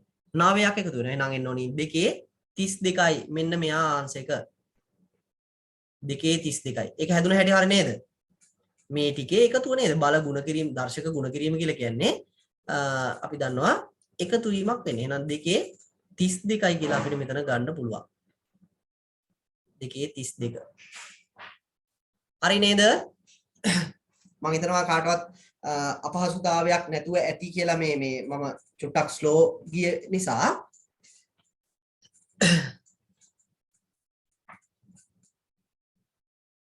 හරි. right. එහෙනම් මෙන්න 11 වෙනි ප්‍රශ්නෙට අපි උත්තරේ හදාගත්ත විදිය මම මේ බයිට් මෙගාබයිට් අතරේ තියෙන සම්බන්ධතාවයත් එක්කම තමයි පැහැදිලි කරේ. අපිට මොකක් හරි ධාරිතාවයක් බිට් වලින් පෙන්වන්න කියලා කිව්වොත් බිට් වල දෙකේ බලයක් විදිහට කියන්නේ පෙන්වන්න ඕනේ අපි. දෙකේ බලයක් විදිහට පෙන්නනවා නම් ඒ වගේ තියෙන ධාරිතාවයන් නිර්මාණය වෙච්ච විදිහ චුට්ටක් ওই විදිහට බලන්න ඕනේ. right. ඊළඟට 12 වෙනි ප්‍රශ්නේ තියෙනවා පරිගණකයක් ජාලයකට සම්බන්ධ වීමේදී A දැන් දන්නවා කෙවෙනිය මොකද්ද RJ45 ඊට පස්සේ කෙවෙනිය ඔස්සේ රැහන් සම්බන්ධ කළ හැකිය ඉදිරිපත් කිරීමක් සිදු කරන විටදී ජාලයකට ඕනෑම පරිගණකයක් එහි මොකද්ද පරිගණකයක් සම්බන්ධ කරන්න පුළුවන් කිව්වා මම VGA එකකින් හරි HDMI එකකින් හරි ওই දෙකේම පුළුවන් කියලා කිව්වා කෙවෙනිය භාවිතා කර ඩිජිටල් රූපවාහිනී තිරයක් සම්බන්ධ කළ හැකිය එමෙන්ම නවීන යන්ත්‍රයක් නවීන මුද්‍රණ යන්ත්‍රයක් printer එකක් ඊට පස්සේ mouse එකක් keyboard එකක් වගේව ගන්න අපි USB එහෙනම් මේකේ ඇති RJ45 VGA හෝ HDMI දෙවෙනි එකට C එකට එන්න ඕනේ USB ආපු උත්තර දෙකක් තියෙනවා අන්තිමට මෙතනින් මැදින් VGA ඇවිල්ලා තියෙන මේක RJ45 පළවෙනි එක කියන්නේ පළවෙනි ආන්සර් එක තමයි හරි නේද මේක ඔයගොල්ලන්ට ගෙස් කරගන්න පුළුවන් වෙන්න තියෙන්නේ ඉතින්ලා අපි කතා කරලා තිබුණු දැනුමත් එක්ක මේකට උත්තරේ මොකක්ද දෙන්න ඕන කියලා නිකන් සාමාන්‍යයෙන් ගෙස් කරගන්න පුළුවන් වෙන්න ඇති කියලා හිතනවා. එහෙම බැරි වුණා නම් ගැටලුවක් නැහැ හොඳේ. දැන් මේ උගන්වන්නේ පුළුවන් වෙන්නනේ. හරි. ඊළඟට අපි යමු 13 වෙනි එකට. 13 වෙනි එකේ කියන්නේ ද්විතීක ආචායන උපක්‍රම වන චුම්බක ප්‍රකාශ හා ඝන තත්වයේ මතක උපාංග සඳහා උදාහරණ පිළිවෙලින් දැක්වෙන පිළිතුර වන්නේ කුමක්ද කියලා අහනවා. මොකක්ද මේ කියන්නේ?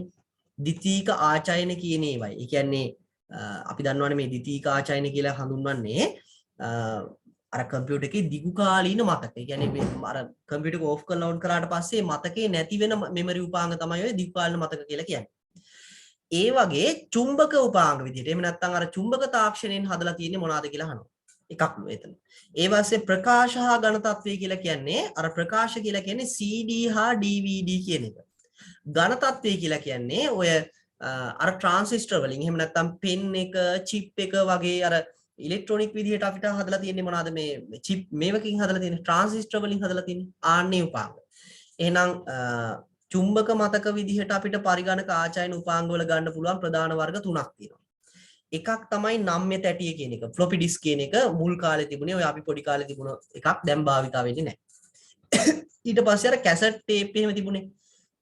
අන්න ඒවා චුම්බක. ඒ කියන්නේ ඒවට අපි කියනවා මොනවාද මේ මැග්නටික් ටේප් කියලා නේ. ඊට පස්සේ තුන්වෙනි එක තමයි හાર્ඩ් ඩිස්ක්. දැන් තියෙන කම්පියුටර් එකේ තියෙන ඔය හાર્ඩ් ඩිස්ක් එක කියන එක හදලා තියෙන්නේ මොනවාගෙන්ද? ඒ චුම්බක තාක්ෂණය. එහෙනම් ඒ තුනෙන් එකක් තියෙන පළවෙනි උත්තරේ බලන්නකෝ. දුඩ තැටි වෙන්න පුළුවන්, නම්මි තැටි වෙන්න පුළුවන්, නම්මි තැටි වෙන්න පුළුවන්, සැනලි දාවකේ නෑ. මේක වැරදි. මේක හතරවෙනි උත්තරේ වැරදි. එයා දැනටමත් අයින් කරන්න පුළුවන්. දෙවෙනි එක ප්‍රකාශ තාක්ෂණය කියලා කියන්නේ ඔප්ටිකල් තාක්ෂණය කියලා කියන්නේ ඔය CD DVD කියන එක. CD DVD බලන්න මෙතන තියෙන මොනවද කියලා? සංයුක්ත තැටිය. මෙතන තියෙනවා නේ මේක සංයුක්ත තැටි තියෙනවා. අනිත් ඒවා එතකොට මෙයා වැරදි. නම්මි තැටි කියලා කියන්නේ චුම්බක තාක්ෂණයෙන් හදපු එකක්. මතක කාඩ් පත කියලා කියන්නේ ඝන තත්ත්වය. එහෙම නැත්නම් solid state එකක්. ඒ කියන්නේ ඔයගොල්ලෝ අර SSD memory කියලා කියන්නේ අන්න ඒ වර්ගයව හදලා තියෙන තාක්ෂණය තමයි ඔය ඝන තත්ත්වය කියලා කියන්නේ. ඒ කියන්නේ අපේ ගාව තියෙන ඔය කම්පියුටර් එකේ තියෙන RAM එක, ඊට පස්සේ අපේ ෆෝන් වල තියෙන chip එක, ඊට පස්සේ pen එක අන්න ඒවා අපි කියනවා ඝන තත්ත්වය කියලා. සැනලි දාවකය කියලා ඔය කියන්නේ pen එකට. හොඳයි pen එක කියන උපකරණයටම තමයි ඔය සැනලි දාවකය කියලා කියන්නේ. හොඳයි සැනලි මතකය කියලා කියන්නේ. එහෙනම් එන්න ඕනේ කීයද? 3. 13ට තුන්වෙනි එක තමයි ආන්සර් එක විදිහට අපි පිළිගන්නේ. හරි. පැහැදිලි නේද ඒක?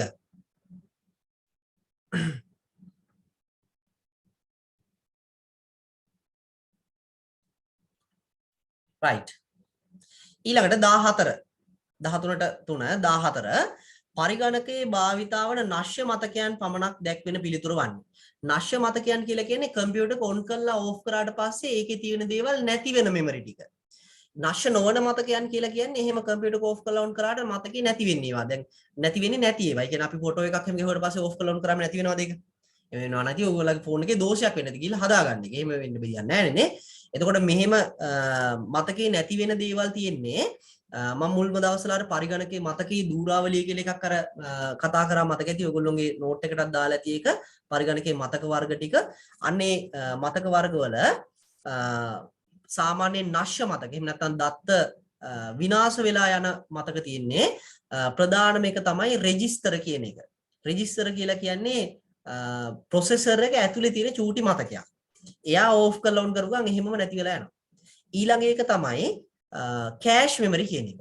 කෑෂ් මෙමරි කියලා කියන්නේ RAM එකේ ඉඳලා ප්‍රොසෙසර් එකට data වේගයෙන් අරගෙන එන්න ඕන නිසා අතරමැද ඉන්න මතකයක්. එතකොට එයා තමයි දෙවෙනියට වේගයෙන්ම වැඩ කරන්නේ. එහෙම නැත්නම් මේ නශ්‍ය මතකයන් විදිහට අපිට අඳුන ගන්න පුළුවන් වෙන්නේ. තුන්වෙනි නශ්‍ය මතකය තමයි RAM එක. ඒ කියන්නේ දැන් මේ වෙලාවේ මම මේ ඉරියැඳ ඉන්නවනේ. මේක මොනවා හරි වෙලා කට් වෙනොත් එහෙම එහෙම නැත්නම් කම්පියුටර් එකේ එකපාරම ඕෆ් වුණොත් එහෙම මේ ඇඳපු ඉරි ටික එහෙම නැති වෙනවා. ඒ කියන්නේ RAM එකේ මේ වෙලාවේ ඒවා තියෙන්නේ తాවකාලිකව ගබඩා වෙලා තියෙන්නේ. ඒ නිසා අපි මේකට පිළිගන්නවා. එහෙම නැත්නම් මෙන්න මේ 13 වෙනි එකට ආන්සර් එක විදිහට පිළිගන්නවා. sorry 14 වෙනි එකට ආන්සර් එක විදිහට පිළිගන්නවා. 1 අංක 1 RAM එක, කෑෂ් මෙමරි එක, රෙජිස්ටර්. මේකේ නැත්තේ ROM එක නිසා. ROM එක කියන්නේ දීර්ඝකාලීන මතකයක්. ඒක කාටවත් වෙනස් කරන්නවත් බෑ කියලා කිව්වා. read only memory. ඊට පස්සේ ද්විතීයික මතකය කියලා කියන එක කොහොමදවත් අයිති වෙන්නේ නැහැ මෙතෙන්ට. ද්විතීයික මතකය කියලා කියන්නේ දීර්ඝකාලීන මතකය කියන එකම තමයි. ඊට පස්සේ වාරක මතකය හරි ROM එක කියන එක මෙතන තියෙන නිසා ඒක වැරදි. ද්විතීයික මතකයක් තියෙන නිසා කොහොමත් මේක වැරදි. හරි නේද? එහෙනම් අපිට 14ට ආන්සර් එක කීයද? 1. 14ට අංක 1 ආන්සර් එක පිළිගන්න ඒකේ තියෙන්නේ මේ නශ්‍ය මතකයන්. එහෙම නැත්නම් පරිගණකයේ විදුලිය අහිමි වුණාට පස්සේ විනාශ වෙලා යන මතකයක්. මේ මතකය කියලා කියන්නේ උපකරණ විනාශ වෙන්නේ නැහැ හොඳේ. ඒකේ තියෙන මෙමරි එක විනාශ වෙන්නේ. ඊළඟට 15 පරිගණක ජාලකරණයේදී ජාල දෙකක් හෝ ඊට වැඩි ගණනක් අතර සම්බන්ධතාවය ඇති කිරීම සඳහා යොදා ගන්න ලබන උපාංගය තෝරන්න කියලා කියනවා. ජාල දෙකක් හෝ ඊට වැඩි ගණනක්. හොඳේ. උපකරණ දෙකක් හෝ ඊට වැඩි ගණනක් කියලා තිබ්බනම් උතන එන්න ඕනේ උත්තරේ වෙනයි. මේ කියන්නේ ජාල දෙකක්. ඒ කියන්නේ උදාහරණයක් විදිහට අපේ ගෙදර තියෙන කම්පියුටර් සෙට් එකක් අපි එකතු කරලා ඉන්ටර්නෙට් එක කියන එකට සම්බන්ධ වෙනවා. අන්න ඕනි වෙන උපකරණය තමයි මේ කියන්නේ අපේ අර ගෙදර තිබුණු ජාලයයි අර අන්තර්ජාලය කියලා තියෙන ප්‍රධාන ජාලයයි එකට ජාල දෙකක් තමයි සෙට් වෙන්නේ. අන්න ඒ වගේ වැඩකට ඕනි වෙන්නේ අපිට මොකද්ද? රවුටර් එක නේද? ඔයගොල්ලෝ අර Wi-Fi රවුටර් එක කියලා ගන්නේ ගෙදර ඇතුලේ නෙට්වර්ක් එකක් හදලා. ඒ කියන්නේ ගෙදර ඇතුලේ 10 දෙනෙක් විතර ඉන්ටර්නෙට් යන්න පුළුවන් පොඩි ජාලයක් හදාගෙන ඔයගොල්ලෝ අතරේ පොඩි නෙට්වර්ක් එකක් හදලා ඒ ජාලයේම ඉන්ටර්නෙට් එකට අර Facebook Google එහෙම ඉන්න අර ප්‍රධාන ජාලයත් එක්ක සම්බන්ධ කරනවා. එහෙනම් මෙන්න මේ ජාල දෙකකින් එක සම්බන්ධ කරන්න අතරමැදියා විදිහට ඕනේ මාර්ගකාරකය. මෙයාටම තමයි රවුටර් කියලා අපි ඔය හඳුන්වන්නේ. රවුටර්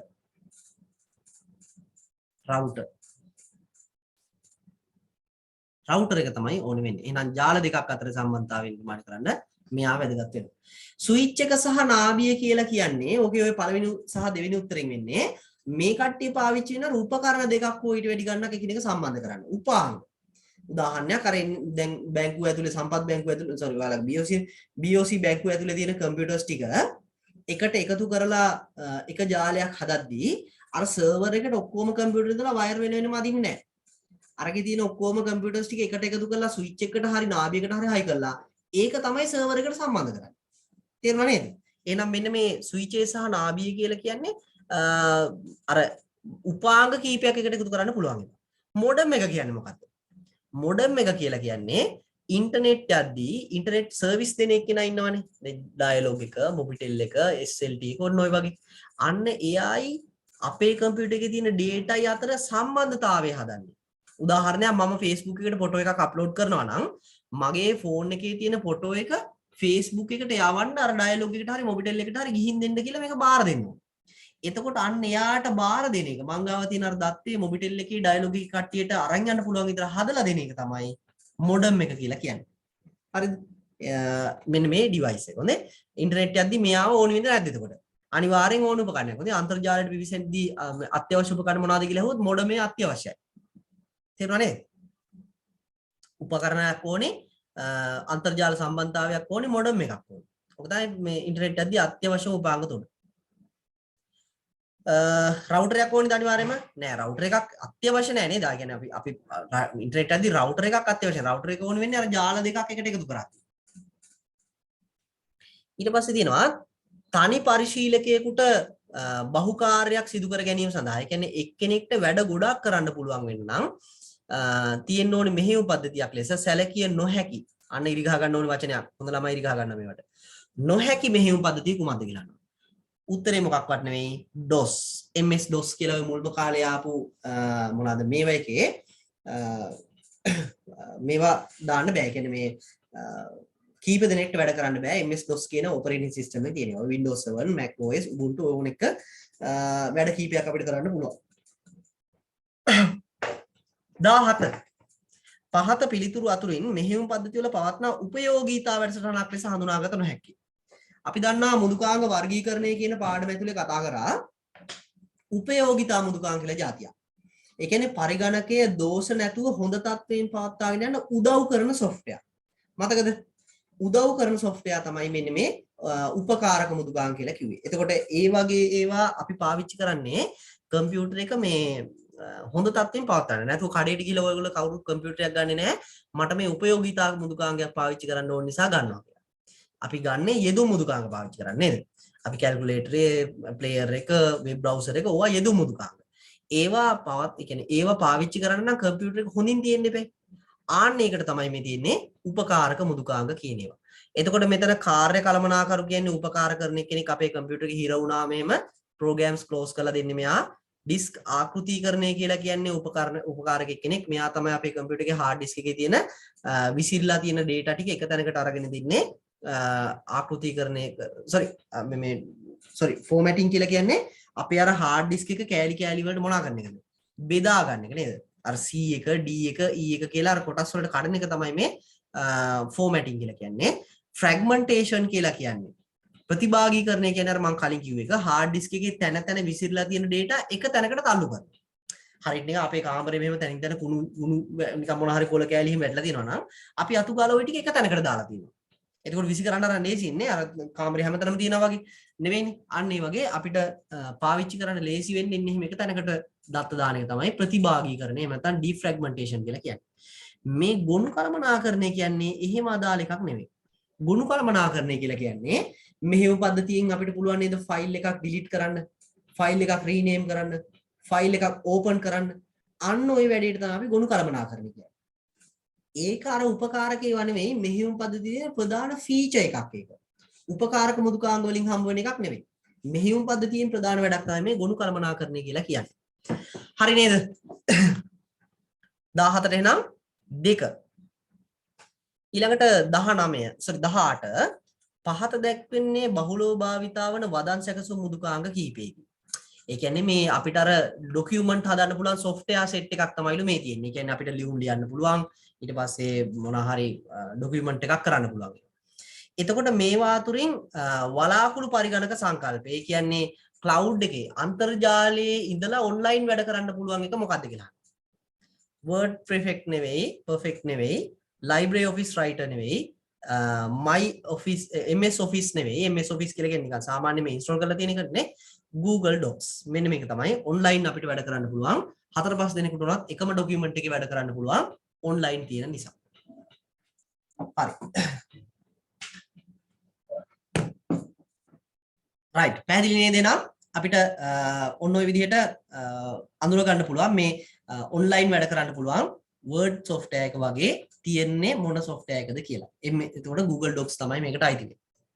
ඊළඟට 19 වදන් සැකසුම් මෘදුකාංග භාවිතයෙන් වචන ප්‍රතිස්ථාපනය paste කරනවා කියන එක මේ. copy කරගත්තා හරි cut කරපු එකක් හරි paste කරන එක තමයි මේ ප්‍රතිස්ථාපනය කියලා කියන්නේ. නැවත ස්ථාපනය කරනවා කියන එක නේ. ප්‍රතිස්ථාපනය කරන්න භාවිතා කරන shortcut key එක control එකයි v එකයි. මම ඔය කලිමුත් කියලා තියෙනවා. control c තමයි copy, control x තමයි cut, paste කරන්නේ control v වලින්. හරි. ආයෙත් ගානක් තියෙනවා අපිට. මෙන්න මේ වගේ ගානක් මම කිව්වා ඉන්න පුළුවන් කියලා මේක නම් ඔයගොල්ලෝගේ මේ අර මොනවාද මේවටත් IQ එකටත් මේ වඩා හොඳයි නේ. මේ වගේ ගානක් අපි හදන විදිහ බැලුවොත් එහෙම මෙහෙම. මෙයාගේ ඉස්සල්ලාම ප්‍රයොරිටි එක දෙන්න ඕනි කාටද? මෙන්න මේකට. වරහනට තමයි පළවෙනි ප්‍රයොරිටි එක දෙන්න. වරහන ඇතුළෙත් මේ වගේ දෙකක් තියෙනවා නම් ඉස්සල්ලාම ප්‍රයොරිටි කාටද දෙන්න ඕනි? සාමාන්‍යයෙන් මේ වගේ එකම සමීකරණයක සුළු කිරීම තියෙද්දී කම්පියුටර් එකේ ඔය පැතුරුම්පත් කියලා කියන්නේ මේ Excel නේ. Excel වල පළවෙනිම ප්‍රයොරිටි එක දෙන්නේ බලයන් වලට. හොඳට මතක තියාගන්න බලයන්ට. ඒ කියන්නේ බලයන් කියලා කියන මාළු බලය නෙවෙයි ඈ. බලය කියලා කියන්නේ 2 3 වෙනි බලය, 2 වර්ගය, 2 4 වෙනි බලය. එහෙම අනේ බලයක් තමයි සුළු කරන්නේ. ඒ බලයක් නිරූපණය කරන විදිහ තමයි මෙන්න මේ අර කාක පාදේ වාගේ තියෙන්නේ. ඔන්න ඔය සලකුණේ. සාමාන්‍යයෙන් කීබෝඩ් එකේ අංක 6 යටතේ තියෙන්නේ ඔය ෂෝට්කට් කී එක. shift එකයි අංක 6යි බොත් ඕක වදින්න. එහෙනම් මේ තියෙන්නේ 3 3 වෙනි බලය තමයි ඉස්සල්ලාම හදන්න ඕනේ. එතකොට 3 3 වෙනි බලය කියලා කියන්නේ 3 වරක් 3 9යි 9 වරක් 3 කියන එක. 3 වරක් 3 9යි කියලා ගන්න එක 3 වර්ගය. ඒක ආයි පාරක් 3න් වැඩි කරන එක තමයි 3 3 වෙනි බලය කියලා කියන්නේ. එහෙනම් මෙතෙන්ට එන්න ඕනේ 27යි නේද? මෙතෙන්ට එන්න ඕනේ 27යි. දැන් එහෙනම් වරහණේ ඇතුලේ ඊළඟට තියෙන මේ එකතු කිරීමක් නේ 27 එකතු කිරීම 3 කීයද මෙතන 30යි වරහණ ඇතුලේ 30යි කියලා ආංශයක හැදෙනවා. දැන් ඊට පස්සේ 30 බෙදීම 3 ගුණ කිරීම 2 ඍණ 5. ඕකෙන් ප්‍රයොරිටි එක වැඩි මේ බෙදීමටයි ගුණ කිරීමටයි. ඊළඟට තමයි එකතු කිරීම සහ අඩු කිරීම කියන එක තියෙන්නේ. පළවෙනිම ප්‍රයොරිටි එක හම්බ වෙන්නේ වරහණට 2 මෙන්න මේ මොනවාද මේවට නේද? කාක පාදේ වගේ තියෙන බලයන් කියන එකට තුන්වෙනි එක ගුණ කිරීම සහ බෙදීම කියන එකට හතරවෙනි එක අඩු කිරීම. දැන් මේ තුන්වෙනියට මේ ගුණ කිරීම බෙදීම දෙකම එකට ඇවිල්ලා තිබ්බොත් මොකද සුළු වෙන්නේ? දැන් මේ වගේ අවස්ථාවක 30 බෙදීම 3 ගුණ කිරීම 2 තියෙනවා. ඉස්සෙල්ලා ගුණ කරලා බෙදනවාද බෙදලා ගුණ කරනවා? ඉස්සෙල්ලාම මේක අපි වම් පැත්තේ ඉඳන් මෙහෙම කියවගෙන යද්දි හම්බෙන්නේ බෙදීමනේ. ඒ නිසා බෙදීම තමයි මුලින් කරන්න ඕනේ. ඒ කියන්නේ 30 බෙදීම 3 ඒ කියන්නේ මෙතන 10යි. මෙන්න මේ 30 බෙදීම 3 කියන එක 10 වෙනවා. දැන් මොකද ඊළඟට? 10 ගුණ කිරීම 2 මේ තරුවෙන් කියවෙන්නේ බලය නෙමෙයි ගුණ කිරීම. බලය කියන එක ඔයගොල්ලෝ දන්නා මෙන්න මේක. කාකපාදේ බලය. එහෙනම් මෙතන 10 ගුණ කිරීම 2 කියන්නේ 20යි. 20න් අඩු කරනවා 5 කීයද? 15යි. 20න් 5ක් අඩු කරනවා 15යි. හදපු විදිය කාට හරි ගැටලුවක් තියෙනවද? ප්‍රයොරිටි එක මුලින්ම දෙන්න ඕනේ වරහන් වලට. ඒ නිසා මම වරහන් ඇතුළට ගියා. ඒක ඇතුලේ සුළු කිරීම දෙකක් තිබ්බා. සුළු කිරීම දෙකෙන් ඉස්සලා ප්‍රයොරිටි එක කොහොමද දෙන්න ඕනේ? බලය කියන එක. මෙතන තියෙන්නේ දෙකේ ඝනය. ඒ කියන්නේ දෙකේ තුන්වෙනි බලය. සෝරි තුනේ තුන්වෙනි බලය. 3 ගුණ කිරීම 3 ගුණ කිරීම 3 කියලා වෙ තියෙන්නේ. 3 වරක් 3 9යි 9 වරක් 3 27යි. 27යි 3යි එකතු කරාම 30යි කියලා ආවා. දැන් ඊට පස්සේ 30 බෙදන්න තිබුණා 3ෙන් ගුණ කරන්න තිබ්බා 2කින්. ඔතන ඉස්සලම කරන්න ඕනේ ඉස්සලම හම්බ වෙන එක. මොකද මේ දෙන්නට මේකම ප්‍රයොරිටි එක තියෙන්නේ. ඉස්සලම හම්බ වෙන්නේ බෙදීම නිසා 30 බෙදුවා 3ෙන් 10 කියන එක ආවා. 10 ගුණ කරා 2කින් 20යි. 20 කියන එක 5ක් අඩු කරාම 15. right. හරි නේද ඒක?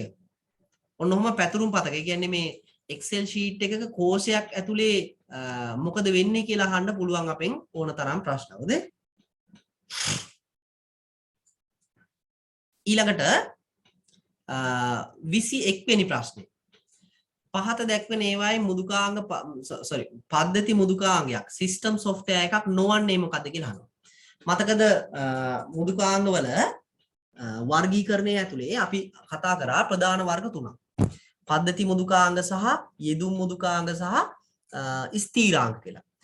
එතකොට සිස්ටම් software කියන එක ඇතුලේ තමයි හම්බ වුණේ අර utility software ඊට පස්සේ මෙහෙයුම් පද්ධති ඊට පස්සේ මොනවාද මේ ඔන්න ඔය කියන මේ ඒවා අපිට හම්බ වුණේ මෙන්න මේ පද්ධති මුදුකාංග කියන එක ඇතුලේ. කාර්ය කළමනාකරු කියලා කියන්නේ utility software එකක්. ඒ කියන්නේ මොන එකක්ද? system software එකක්. සම්පාදක compiler කියන එක ඇවිල්ලා මේකක් මේ මොනවාද මේ පරිගණක වැඩසටහන් හදන එහෙම නැත්නම් පරිගණක භාෂා මුදුකාංගයක් නිර්මාණය කරද්දී ඕන වෙන එකක්. එතකොට මේකත් ඇවිල්ලා system software එකක්. Windows 10 කියන්නේ මෙහෙයුම් පද්ධති. මෙහෙයුම් පද්ධතිත් අයිති වෙන්නේ system software වලට. ඒ කියන්නේ පරිගණකයේ on වෙන්න හරි අවශ්‍ය වෙන ඒවා තමයි මේ. එතකොට මෙතනට අයිති නැති එක්කෙනා web browser එකේ මෙයා ඇවිල්ලා application software එකක්. එහෙම නැත්නම් යෙදුම් මුදුකාංගයක්. මුදුකාංග ප්‍රධාන වර්ග තුනයි එහෙනම් යෙදුම් මුදුකාංග පද්ධති මුදුකාංග සහ අනිත් එක මොකද්ද? ස්ථීරාංග. එතකොට පද්ධති මුදුකාංග කියන එක ඇතුලේ වර්ග ටිකක් අපිට හම්බ වුණා. ওই ටික මම වර්ගීකරණේ දීලා ඇති නෝට් එකේ බලන්න. පද්ධති මුදුකාංග වල වර්ගීකරණයන් ටික තමයි ප්‍රධානම එකක් තමයි operating system. ඊට පස්සේ පරිගණක වැඩසටහන් හදන එහෙම නැත්නම් මේ පරිගණක භාෂා කියන මුදුකාංග වර්ගය. ඊට පස්සේ තව එකක් තමයි මොනවාද මේ අපි මේ දැන් කතා කරපු utility software කියන එක. එහෙනම් මෙන්න මේවා අතුරින් web browser එක කියන එක අයිති වෙන්නේ නැහැ මේ එකටවත්. ඊළඟට පහත වගන්ති සලකන්න. ගොනු කළමනාකරණය, ලේඛනයක අක්ෂර වින්‍යාසයේ දෝෂ ඉවත් කිරීම, අතුරු මුහුණත් ලබා දීම. මෙහෙයුම් පද්ධතියක මෙතනින් කාර්යයක් වන්නේ මොනවාද? ගොනු කළමනාකරණය කියන එක ඉස්සලත් තිබ්බා මතක ඇති. එයාගේ ප්‍රධාන වැඩක් කියලා කිව්වම. ගොනු කළමනාකරණය ෆයිල් එකක් සේව් කරන එක, ඒක රීනේම් කරන්න උදව් කරන එක, ඒක ඩබල් ක්ලික් කරාම ඕපන් කරන එක. ඕක තමයි ගොනු කළමනාකරණය. එහෙනම් ඒක එයාගේ කාර්යභාරයක්. අපි කියනවා ඒක එතකොට ගොනු කළමනාකරණය මෙහෙයුම් පද්ධතියේ කාර්යයක් කියලා. ලේඛනයක අක්ෂර වින්‍යාසයේ දෝෂ ඉවත් කිරීම. එහෙම වැඩ කරනවද යා? නෑ. ඒව කරන්නේ අර word software එක වගේ application software. අතුරු මුහුණතක් ලබා දීම. ඒක වෙනවා. මෙහෙයුම් පද්ධතියක ප්‍රධාන වැඩක් තමයි අතුරු මුහුණතක් දෙන එක. ඒ කියන්නේ අපිට මේ කම්පියුටර් එක ඇතුලේ තියෙන දේවල් තියෙන්නේ කොහොමද කියලා පෙන්වන එක. එහෙනම් ඒක අදාළයි. එතකොට A සහ C කියන එක තමයි හරි වෙන්නේ. A සහ C ඉන්නේ පළවෙනි උත්තරේ 22ට.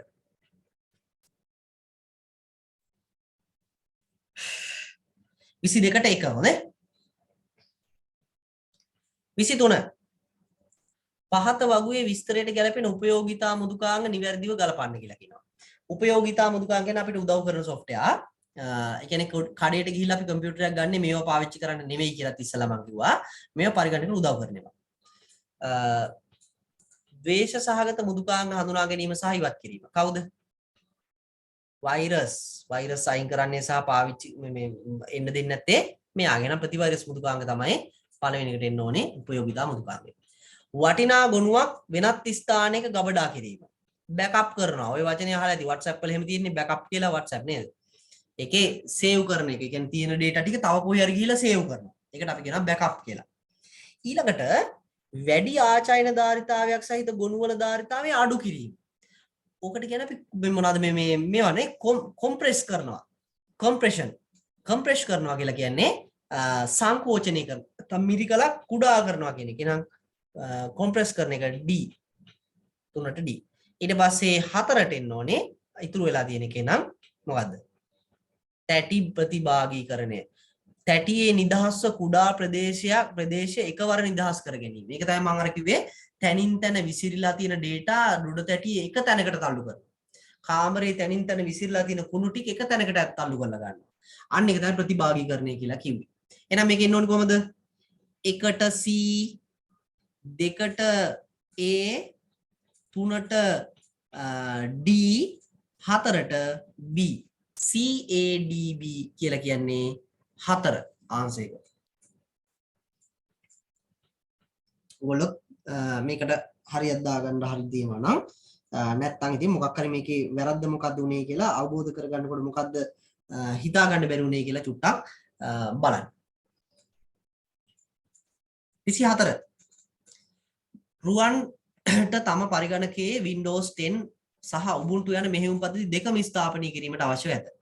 මේට කළ හැකි වැදගත් පියවර වන්නේ. OS දෙකක් සාමාන්‍යයෙන් ස්ථාපිත කරනවා නම් ළමයි ඒ OS දෙක පාටිෂන් දෙකක ඒ කියන්නේ C එකේ සහ D එකේ වගේ පාටිෂන් දෙකක ඉන්ස්ටෝල් කරනවා නම් තමයි වඩා හොඳ. මොකද එක OS එකක් ෆෝමැට් කරන්න උනාට පස්සේ ඊට පස්සේ දෙකම ෆෝමැට් වෙලා යන්න පුළුවන්.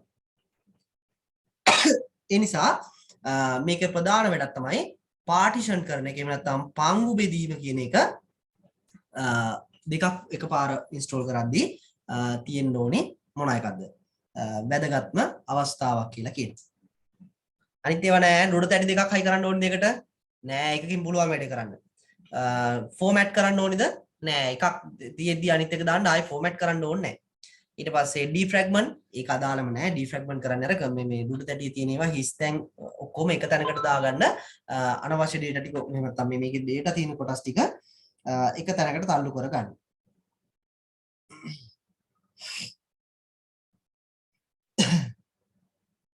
හරි.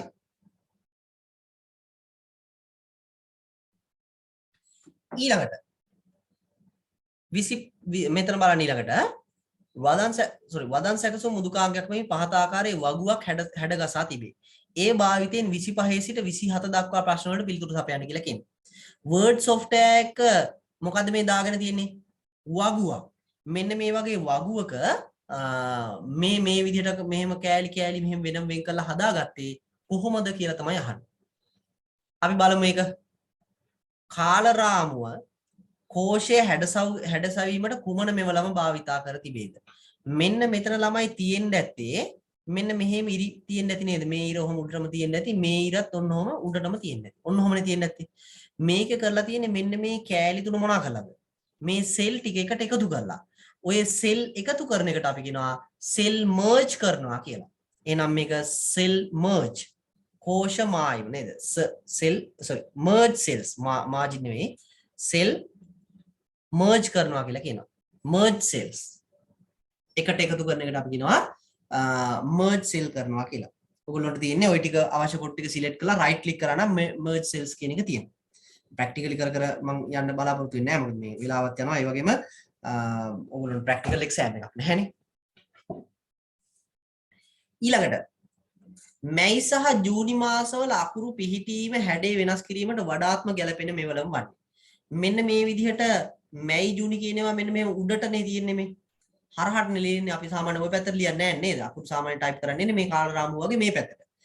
මෙහෙම හැඩතලයට හදාගන්න අපිට පාවිච්චි කරන්න වෙන්නේ ටෙක්ස්ට් එකක ඩිරෙක්ෂන් එක.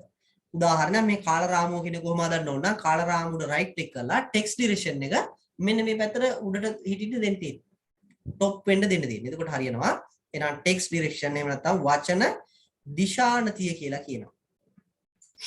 වචන දිශානතිය කියලා කියනවා. ඊළඟට 27 අඳුරු පැහැගැන්වී ඇති ප්‍රදේශය තීරු 4කට හා පේලි 2කට වෙන් කිරීම වගුව ඇතුළත් කළ පසු සිදු කරන ලදී. එම හැඩසැවීමට කුමන මෙවලමක් භාවිතා කර තිබේද? ඒ කියලමයි මෙන්න මේකේ මෙහෙම කෑලි කැඩිලා තිබිලා නැහැ ගත්තට. මේ කියන්නේ මේක දැම්මට පස්සේ. වගුව දැම්ම ගමන් මෙහෙම තිබුණාලු. ඒ තිබුණු වගුව තමයි මෙහෙම චූටි චූටි කෑලි වලට මේ ඉරලා තියෙන්නේ. ඔය විදිහට වගුවක තියෙන එක සෙල් එකක් හෝ සෙල් ගණනක් තවත් චූටි චූටි කෑලි වලට කඩන එකට අපි කියනවා ස්ප්ලිට් කරනවා කියලා. ස්ප්ලිට් කරනවා කියනවා. එහෙනම් ඒක තමයි එන්න ඕනේ මේකේ ස්ප්ලිට් සෙල්ස් කෝෂ බෙදුම කෝෂයක් කියන්නේ අර කොටුවක්නේ ඒ කොටු බෙදලා තියෙන්නේ නා ස්ප්ලිට් සෙල්ස් කියන එක අපිට පාවිච්චි කරන්න පුළුවන් හරි නේද ඒක ඔයාලා මේවා දන්නවා ඒවත් ඇති ගොඩක් අය දන්නවා ඇති මේවා කොහොම හරි මේ වචන එක ඒ වගේම මේවා අහන්නේ මොන විදිහද කියලා අවබෝධයක් ගන්න ඕන නිසා මේ ප්‍රශ්න කරන්න 28 මෙන්න ආයි පාරක් අර වගේ ගන්න මේකෙත් අර විදිහම තමයි ළමයි ඉස්සල්ලාම ප්‍රයොරිටි එක දෙන්නේ කාටද මම මෙතන ආයි ප්‍රයොරිටි පිළිවෙල ලිව්වොත් එහෙම අර බෝඩ් එකක් මට නෑ දැන් මෙතන ලියන්න නැත්නම් මම ලියනවා ප්‍රයොරිටි පිළිවෙල මුලින්ම දෙන්න ඕනි වරහන් මම මේක ගලින් පේපර් එකේ කිව්වා ඊළඟට බලයන් ඊළඟට මොනවාද ඊළඟට තියෙන්න ඕනි ಗುಣ කිරීම කියන ඒවා ඊට පස්සේ බෙදීම් කියන ඒවාට මෙන්න මේවට දෙවෙනි ප්‍රයොරිටි එක හම්බෙන්න ඕනේ තුන්වෙනි එක හතරවෙනි ප්‍රයොරිටි එක තමයි අඩුම ප්‍රයොරිටි එක හම්බෙන්නේ අඩු කිරීම සහ බෙදීම කියන ඒවාට එතකොට මේ වගේ ඉස්සල්ලාම හම්බ වෙන්නේ බෙදීමක් නම් මේ දෙකම තියෙන එකම පේලියක කරන්න ඕනි බෙදීම ඉස්සල්ලාම හම්බ වෙන්නේ ಗುಣ කිරීමක් නම් ඉස්සල්ලාම කරන්න ඕනි ಗುಣ කිරීම එන පටන් ගන්නකොට අපි මේ වම්මද පැත්තේ ඉඳන් බලාගෙන ඉද්දි හම්බ වෙන ඉස්සලම් තියෙන එක තමයි මේ දෙකම එකට යෙදිලා තිබුණොත් හරි මේ දෙකම එකට යෙදිලා තිබුණොත් හරි කරන්න ඕනේ. එහෙනම් මේකේ ඉස්සලම කරන්න ඕනේ මේක නේද? මෙන්න මෙතන කීයද කියලා හොයාගන්න ඕනේ. එතන බලන්න කීයද කියලා හොයද්දි ඉස්සලම තියෙන්නේ ගොඩාක් අය ගැම්මට පටන් ගත්ත ගමන් පහෙන් එකක් අඩු කරලා ඒකේ මේ හතරේ තුන්වෙනි බලය ගන්න. එහෙම අරගෙන හදන්න බෑ ළමයි මේක. ප්‍රයොරිටි එක මෙයා නේද? ප්‍රයොරිටි එක මෙයා මේ මෙතන මේක ඇතුලෙන් ගත්තොත් මේ ඍණ කියන එක දෙක මේ ಗುಣ කිරීම මේ සෝරි බලය කියන එක මේ ඝණය කියන එක එකේ ඝණය කියලා කියන්නේ එකේ බලයක් ගත්තත් ඒ එකේ 10 වෙනි බලය ගත්තත් 20 වෙනි බලය ගත්තත් උත්තරේ එකමයි. එහෙනම් මෙතන උත්තරේ කීයද? මෙතන පහරින එකමයි හැදෙන්නේ මේකේ ඝණයේ බලය කී ගත්තා කියලා වෙනසක් වෙන්නේ නැහැ. එක වැඩි කිරීම එක කියලා තියෙන්නේ. ආන්සර් එක නම් මෙතන වරහන ඇතුලේ හැදෙන්නේ කීයද? පහෙන් එකක් අඩු කරාම 4යි කියලා. මේ මෙතන මේ තියෙන මේ පවර් එකෙන් බලයෙන් කිසිම ප්‍රයෝජනයක් වෙන්නේ නැහැ. එකේ තුන්වෙනි බලය කියලා කියන්නේ එකමමයි. එහෙනම් පහෙන් එකක් ගියාට පස්සේ 4යි. මෙතන 4 හැදෙනවා. ඊළඟට බලන්නකෝ මෙතන තියෙනවා කාකපාදයක්, මෙතන තියෙනවා බෙදීමක්, 4 තියෙනවා මෙතනින්, මෙතන තියෙනවා ಗುಣ කිරීම 5 කියලා. මොකද්ද ප්‍රයොරිටි වැඩිම? මෙයා මෙන්න මේ බලය නේද? මේ බලයට තමයි ප්‍රයොරිටි එක වැඩි වෙන්න ඕනේ. එහෙනම් මෙන්න මෙතෙන්ට එන්න ඕනේ. ඒක තමයි ඊළඟට සුළු වෙන්න ඕනේ. ඒකේ මොකක්ද මේ දෙන්නේ? දෙකේ තුන්වෙනි බලය. දෙකේ තුන්වෙනි බලය කියලා කියන්නේ 8යි. ඉස්සලත් මම කිව්වා මෙතන එනම් 8යි එන්න ඕනේ. දැන් එහෙනම් මේකේ නිකම්ම ඔයගොල්ලන්ට එකක් පේනවා ඇති. 8 බෙදීම 4 ಗುಣ කිරීම 5 කියලා නේ තියෙන්නේ. ಗುಣ කිරීම 5. ඔන්න ඔක තමයි හැදිලා තියෙන්නේ. දැන් බලන්න මේ දෙකෙන් කවුද ඉස්සලම? ඉස්සලම හම්බ වෙන්නේ බෙදීම නිසා 8 බෙදීම 4 උත්තරේ 2යි 2 ඊළඟට ගුණ කරනවා 5න් 10යි 2 ගුණ කිරීම 5 10යි හැදුණු විදිය කාට හරි ගැටලුවක් තියෙනවා නම් ආයෙ පාරක් කියන්නම් මැසේජ් එකක් දාන්න තේරෙන්නේ නැත්නම් ඒ හදපු විදිය ප්‍රයොරිටි එක දෙන්න තියෙන පිළිවෙල අනුව දෙන්න තියෙන්නේ මේ තියෙන්නේ ප්‍රයොරිටි පිළිවෙල මම පැත්තකින් ඉඳලා මෙයාට තමයි වැඩිම ඊළඟට මෙයා ඊට පස්සේ මෙයා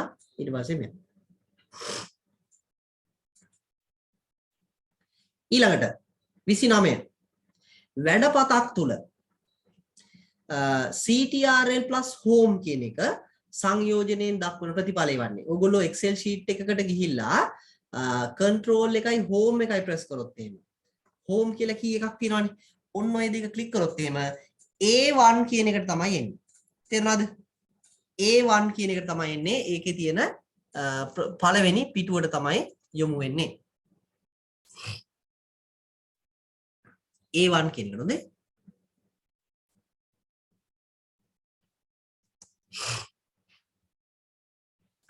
මේක බලන්න මෙන්න මෙහෙම මේ තියෙන්නේ Excel sheet එක ඔයගොල්ලන්ට පේන්න මම මේකේ මේ වෙලාවේ සිලෙක්ට් කරලා තියෙන කොටුව මොකද H කියන එක මේක A1 කියන එකට එන්න ඕන control එකයි මෙන්න මේකයි press කරොත් home එකයි මෙන්න මම ඒක press කරනවා control home ටුක් ගාලාව නේද මම mouse එකෙන් අරන් ගියේ නෑ mouse එක මෙන්න මෙහෙ තියෙන පැත්තක හොඳේ එතකොට මෙතන ඉඳලා එකපාර මෙතෙන්ට පැන්නා home කියන එක press කරාට පස්සේ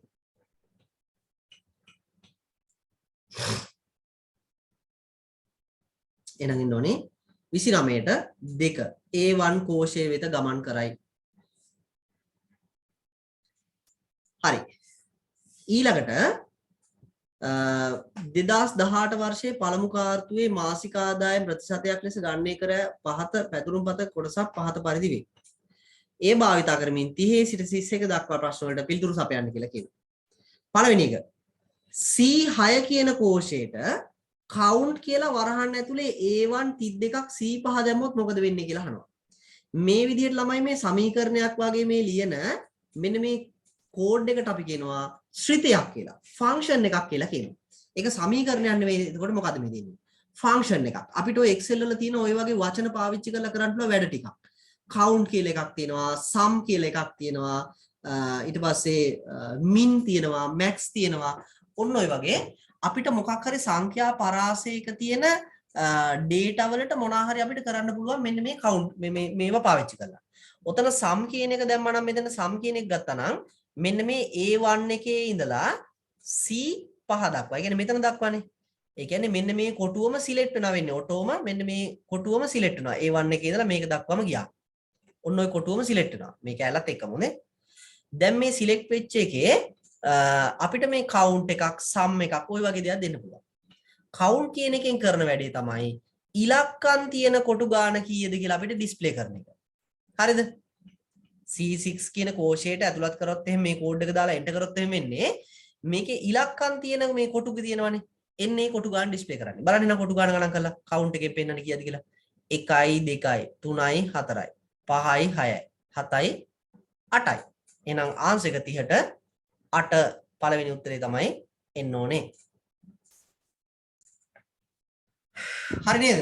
count කියන ෆන්ක්ෂන් එකෙන් වෙන වැඩේ තමයි මෙන්න මේ ශ්‍රිත පරාසයක ඒ කියන්නේ sorry මේ මොනවද මේ සෙල් පරාසයක සෙල් එකක් කියලා කිව්වොත් තනි කොටුවකනේ මතකනේ ඔයා මම කලින් කියලා දුන්නා ඒ නිසා ආදාය වෙනම මතක් කරන්නේ නැත්තේ නේ මම සෙල් එකක් කියන්නේ මොකද්ද ඊට පස්සේ වර්ක් ෂීට් එකක් කියන්නේ මොකද්ද ඔවා දුන්නා නෝට් ලියාගත්තා ලියා ගන්න නැති නෝට් එකේ තේරුම් ගත්තා තේරුම් ගන්න ඇති එහෙනම් මේ කවුන්ට් එකකින් වෙන්නේ මෙතන තියෙන ඉලක්කම් ගණන කරලා පෙන්නන එක ඊළඟට 31 මාසික ආදායම් ප්‍රතිශතයක් ලෙස දැක්වීමට වඩාත් සුසු ප්‍රස්තාර වර්ගය මොකක්ද කියලා.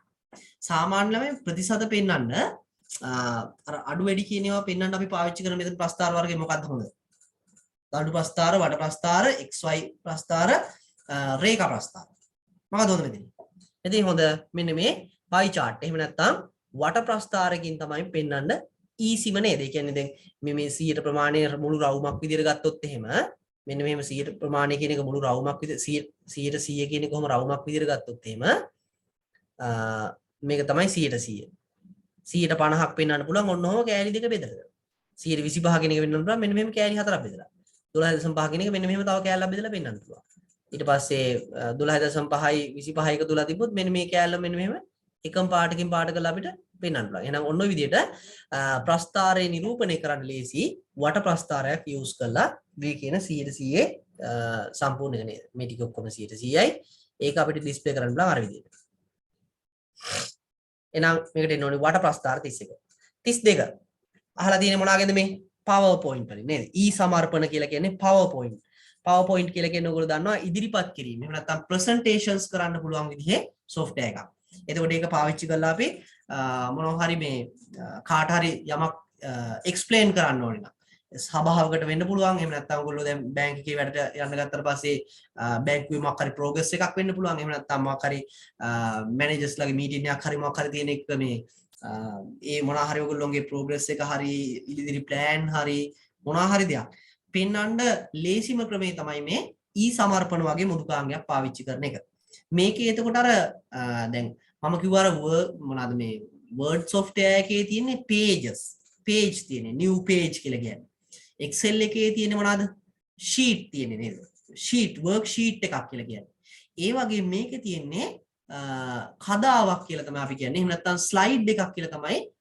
PowerPoint එකේ අර එක පිටුවකට කියන නම මතකයි නේද ඕවා පටලවා ගන්න එපා word වල තියෙන්නේ page Excel වල තියෙන්නේ worksheet ඊට පස්සේ මොනවාද මේ සමර්පණ එහෙම නැත්නම් presentation software වල ඔය මොනවාද PowerPoint වගේ තියෙන්නේ slide එකක් කියලා තමයි අර තනි screen එකකට කියන්නේ සමර්පණ මුදුකාංගයක පෙර සැකසූ කදා ශෛලීන් මේ කදා කියලා කියන්නේ මොනවාද අර ස්ලයිඩ් ශෛලීන් තෝරා ගැනීමට හෝ වැඩි දියුණු කිරීමට භාවිතා කිරීමට පහසුකම් සලසන මෙවලම තෝරන්න කියලා කියනවා. සාමාන්‍යයෙන් මේ පහසුකම් සලසන කවුළුවට අපි කියන්නේ මොනවාද මේ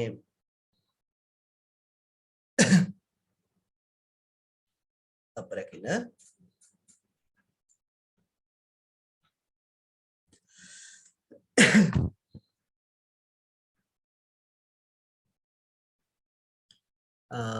සාමාන්‍ය මෙන්න මේ අර මොනවාද මේ ඒ මුදුකාංගේ මේ අර නිකන් වර්ඩ් වල අර පිටුව වගේ ඒ විනාශකම් කරන්න ඕනි කොටසට අපි කියන්නේ ලේ අවුට් එක කියලා. එහෙම නැත්නම් කදා පිරිවැසුම කියලා තමයි සිංහලෙන් කියන්නේ. සිංහල වචන නම් ඉච්චර වැදගත් නැහැ. ලේ අවුට් කියන එක මතක තියාගන්න. පේජ් වල තියෙන එක නේද? පේජ් ලේ අවුට් කියන එකනේ අපිට පේජ් එක මොනවා හරි වෙනස්කම් කරන්නේ නේ. ඒ වගේ මේකෙත් ලේ අවුට් කියලාම තමයි තියෙන්නේ. Excel වලත් ඒකම අපිට පාවිච්චි කරන්න පුළුවන්. එහෙනම් මේ වර්ඩ් වලයි මේකේ තියෙන එකම නම තියෙන්නේ ලේ අවුට් කියන එක. හොඳයි. ඒක මතක තියාගන්න. මේ ස්ලයිඩ් පේන් එක කියන්නේ මොකක්ද? ස්ලයිඩ් පේන් එක කියන්නේ අර අපි අර මේවත් පැත්තකින් අර කොටු කොටු වගේ තියෙන්නේ. ඒකට හොඳයි. ඒ කියන්නේ පැත්තකින් තියෙන අර කොටු කොටු වගේ ස්ලයිඩ් ටික ඔක්කොම එකපාර ඩිස්ප්ලේ කරන එකට තමයි කියන්නේ අපි ස්ලයිඩ් පේන් කියලා. මම ඔයාලට මේක ෂෙයා කරලා පෙන්නන්නම් ස්ක්‍රීන් එක මොකේ PowerPoint එකක් මේ තියෙන්නේ. දැන් මේ තියෙන්නේ ස්ලයිඩ් පේන් එක. මේ පැත්තේ මේ තියෙන්නේ ස්ලයිඩ් පේන් එක. ඕකේ ලේඅවුට් එක කියලා කියන්නේ දැන් මෙන්න මේකේ අන්තර්ගතයන් වෙනස් කරන්න. ඒ කියන්නේ මෙතන මේ එක පිටුවක තියෙන ඇතුළත් කිරීම වෙනස් කරන්න අපිට පාවිච්චි කරන්න තියෙන මොනවාද මේ පහසුකම්. දැන් මේකේ තියෙන්නේ මෙතන මාතෘකාවල් ලියන්න පුළුවන් ටයිටල් එකේ සබ්ටයිටල් එකක් මෙතන ලියන්න පුළුවන්. දැන් ওই දෙක විතරක් ලියන්න නැතුව අපිට මට ඕන වුණොත් මේක මෙහෙම නිකන් කෑලි දෙකකට වගේ බෙදා ගන්න. කෙලින්ම යන්න මේ හෝම් එකේ තියෙනවා ලේඅවුට්. මෙතන පේනව නේද? වම් අත පැත්තේ උඩම. ලේඅවුට් එක ක්ලික් කරොත් එimhe මෙන්න තියෙනවා මේකේ ඉන්න ඕන විදිය. මට මෙන්න මේ විදිහට එන්න ඕන නම් මේ ක්ලික් කරන්න තියෙන්නේ. ඒතර මේ තියෙන්නේ කෑලි දෙක වෙන වෙනම වෙන් වෙනවා. ඒ කියන්නේ මේකේ අන්තර්ගතයන් තියෙන්න ඕනේ කොහොමද කියලා හදාගන්න අපිට ලේඅවුට් කියන එක යූස් කරන්න පුළුවන්.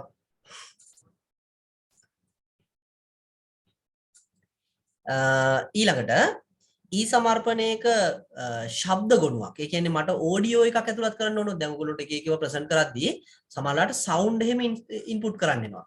ඒ සවුන්ඩ් එකක් ඉන්පුට් කරගන්න තියෙන ක්‍රමවේදය තමයි මෙන්න බලන්න Excel එකේම PowerPoint එකේම මේකෙම යන්න insert කියන එකට. මේ insert කියන උඩින්ම tab තියෙන්නේ home file design transition animation slide show review view help pdf element ඔය වගේ තියෙන මේක නම් මගේ මේකෙන් ආපු යාස් normal එන්නේ නැහැ උග. එතකොට insert එකට ගිහිල්ලා මේ පැත්තෙන් තියෙනවනේ මේ media කියලා. ඔන්න ඔතනින් මට පුළුවන් screen recorder එකක් දාන්න, ඊට පස්සේ audio එකක් දාන්න, වීඩියෝ එකක් දාන්න පුළුවන්. කියන්නේ ස්ක්‍රීන් එකේ මේ වෙලාවේ ඕන රෙකෝඩින් එකක් යවන්න පුළුවන්. එහෙම නැත්නම් තියෙන වීඩියෝ එකක් දාන්න පුළුවන්. ඊට පස්සේ ඔඩියෝ එකක් දාන්න පුළුවන්. උතන ක්ලික් කරලා අපිට ඕන ඩවුන්ලෝඩ් කරලා දාන්න පුළුවන්. එහෙම නැත්නම් වීඩියෝ on PC කියලා PC එකේ තියෙන මේ වෙලාවේ තියෙන වීඩියෝ එකක් හරි ඔඩියෝ එකක් හරි ගන්නත් පුළුවන්. රෙකෝඩ් කරලා දාන්න පුළුවන්. හොඳේ මේ වෙලාවෙම රෙකෝඩ් කරලා දාන්න පුළුවන්. තේරුණා නේද එහෙනම්? PowerPoint කියන මුදුකාංගේ පාවිච්චි කරලා අපිට කරන්න පුළුවන් වැඩ වල ඉන්සර්ෂන් එකක්. එහෙම නැත්නම් නිවැරදිවම මොකක් හරි ඔබ්ජෙක්ට් එකක් ඇතුළු කරන්න තියෙන ක්‍රමවේදය තමයි අහලා තිබ්බේ. එහෙනම් මේකේ එන්න ඕනේ උත්තරේ තමයි insert media audio. format කියලා එකක් යනවද? නෑ. design කියලා එකක් යනවද? නෑ. effect කියලා යනවද? නෑ.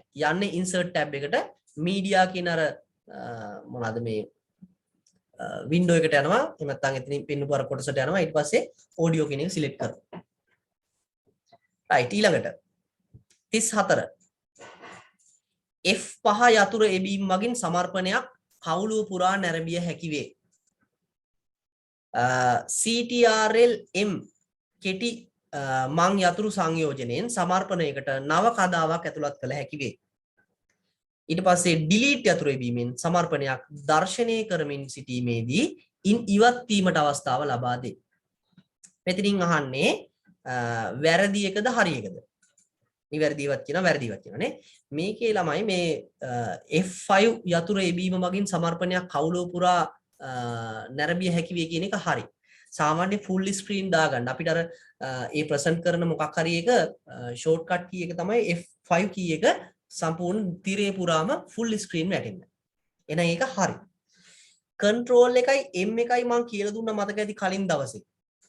මේකට අලුතින් new page එකක් new page නෙවෙයි අතරම new slide නේ new slide එකක් insert කරන්න තියෙන ක්‍රමය තමයි මේ CTRL සහ M කියලා කියන්නේ. delete එක එවුවොත් වෙන්නේ slide එක delete වෙලා යනවා. මෙහෙම මෙතනින් අයින් වෙන්න සමර්පණයකින් අයින් වෙන්න නම් අපි කරන්න ඕනි ESC නේද? ESC කියන බටන් එක ප්‍රෙස් කරන්න ඕනේ. ඒක තමයි අපිට කරන්න තියෙන ක්‍රමවේදය. එහෙනම් මෙතන C පමණක් වැරදි වේ කියන උත්තරේ ගන්න පුළුවන්. හරිද වැරදිද කියන ඒවා මාරු කරලා තියෙන මෙතන C පමණක් වැරදි වේ කියන එක ගන්න. A සහ C පමණක් නිවැරදි A සහ B පමණක් නිවැරදි වේ කියලා තිබ්බනම් ඒකත් හරියද නේ. ඒක එතකොට මෙහෙම උත්තරයක් මෙතන නැති නිසා අපි මේක C පමණක් වැරදි වේ කියන ආන්සර් එක පිළිගන්නවා. 35 ඊ සමර්පණයක අඩංගු සියලුම කදා කුඩාවට පෙන්වන අතර කදා අනුපිළිවෙල සැකසීමට අවකාශය ලබා දී. එම කාර්ය සිදු කර ගැනීමට භාවිතාවන මෙවලම තෝරන්න කියලා කියනවා. ඒ කියන්නේ මේ අපිට view කරන විදිහ වෙනස් කරන්න නම් මෙන්න මේ වගේ අපිට පුළුවන් එකම අර මේකේ තියෙන ඔක්කොම ටික මොනවාද මේ කොටු ටික එකට පෙන්වන්න පුළුවන් එකම වින්ඩෝ එක චූටියට පෙන්වන්න පුළුවන් විදිහට හදන්න පුළුවන් මෙන්න මේ එකෙන් පාවිච්චි කරලා. මේක මොකටද මේ කප් එක වගේ තියෙන එක? මෙයාගෙන් තමයි අර F5 key අර මේ F5 key එක ප්‍රෙස් කරාට පස්සේ full screen එනවා කිව්වේ. ඒකම mouse එක පාවිච්චි කරලා කරලා මෙන්න මෙයාව ප්‍රෙස් කරලා. හරි. මම ඔක පෙන්වන්නම් මෙතන. බලන්න. මේකේ දැන් මේ ඇතුළත් කරලා තියෙනවා slide 1 2 3 4ක් තියෙනවානේ. ඔය හතරම මට මේකේ දැන් මේ මම මේවට අංක ටිකක් දාගන්නකො නිකන් මේකට මම දාගන්නවා 1 කියලා. ඊට පස්සේ මේකට මම ඇතුළත් කරනවා 2 කියලා ඉලක්කමක්. මේකට ඇතුළත් කරනවා 3 කියලා ඉලක්කමක්. මේකට ඇතුළත් කරනවා 4 කියලා ඉලක්කමක්. දැන් මේ වගේ අංක ටිකක් මම දාලා තියෙන්නේ 1 2 3 4 කියලා. මට මේ 2 3 කියන ස්ලයිඩ් එක මාරු කරන්න ඕන. ඉස්සෙල්ලාම 2 කියන එක ඇවිල්ලා පස්සේ 1 කියන එක මේ 3 කියන එක එන්න ඕන.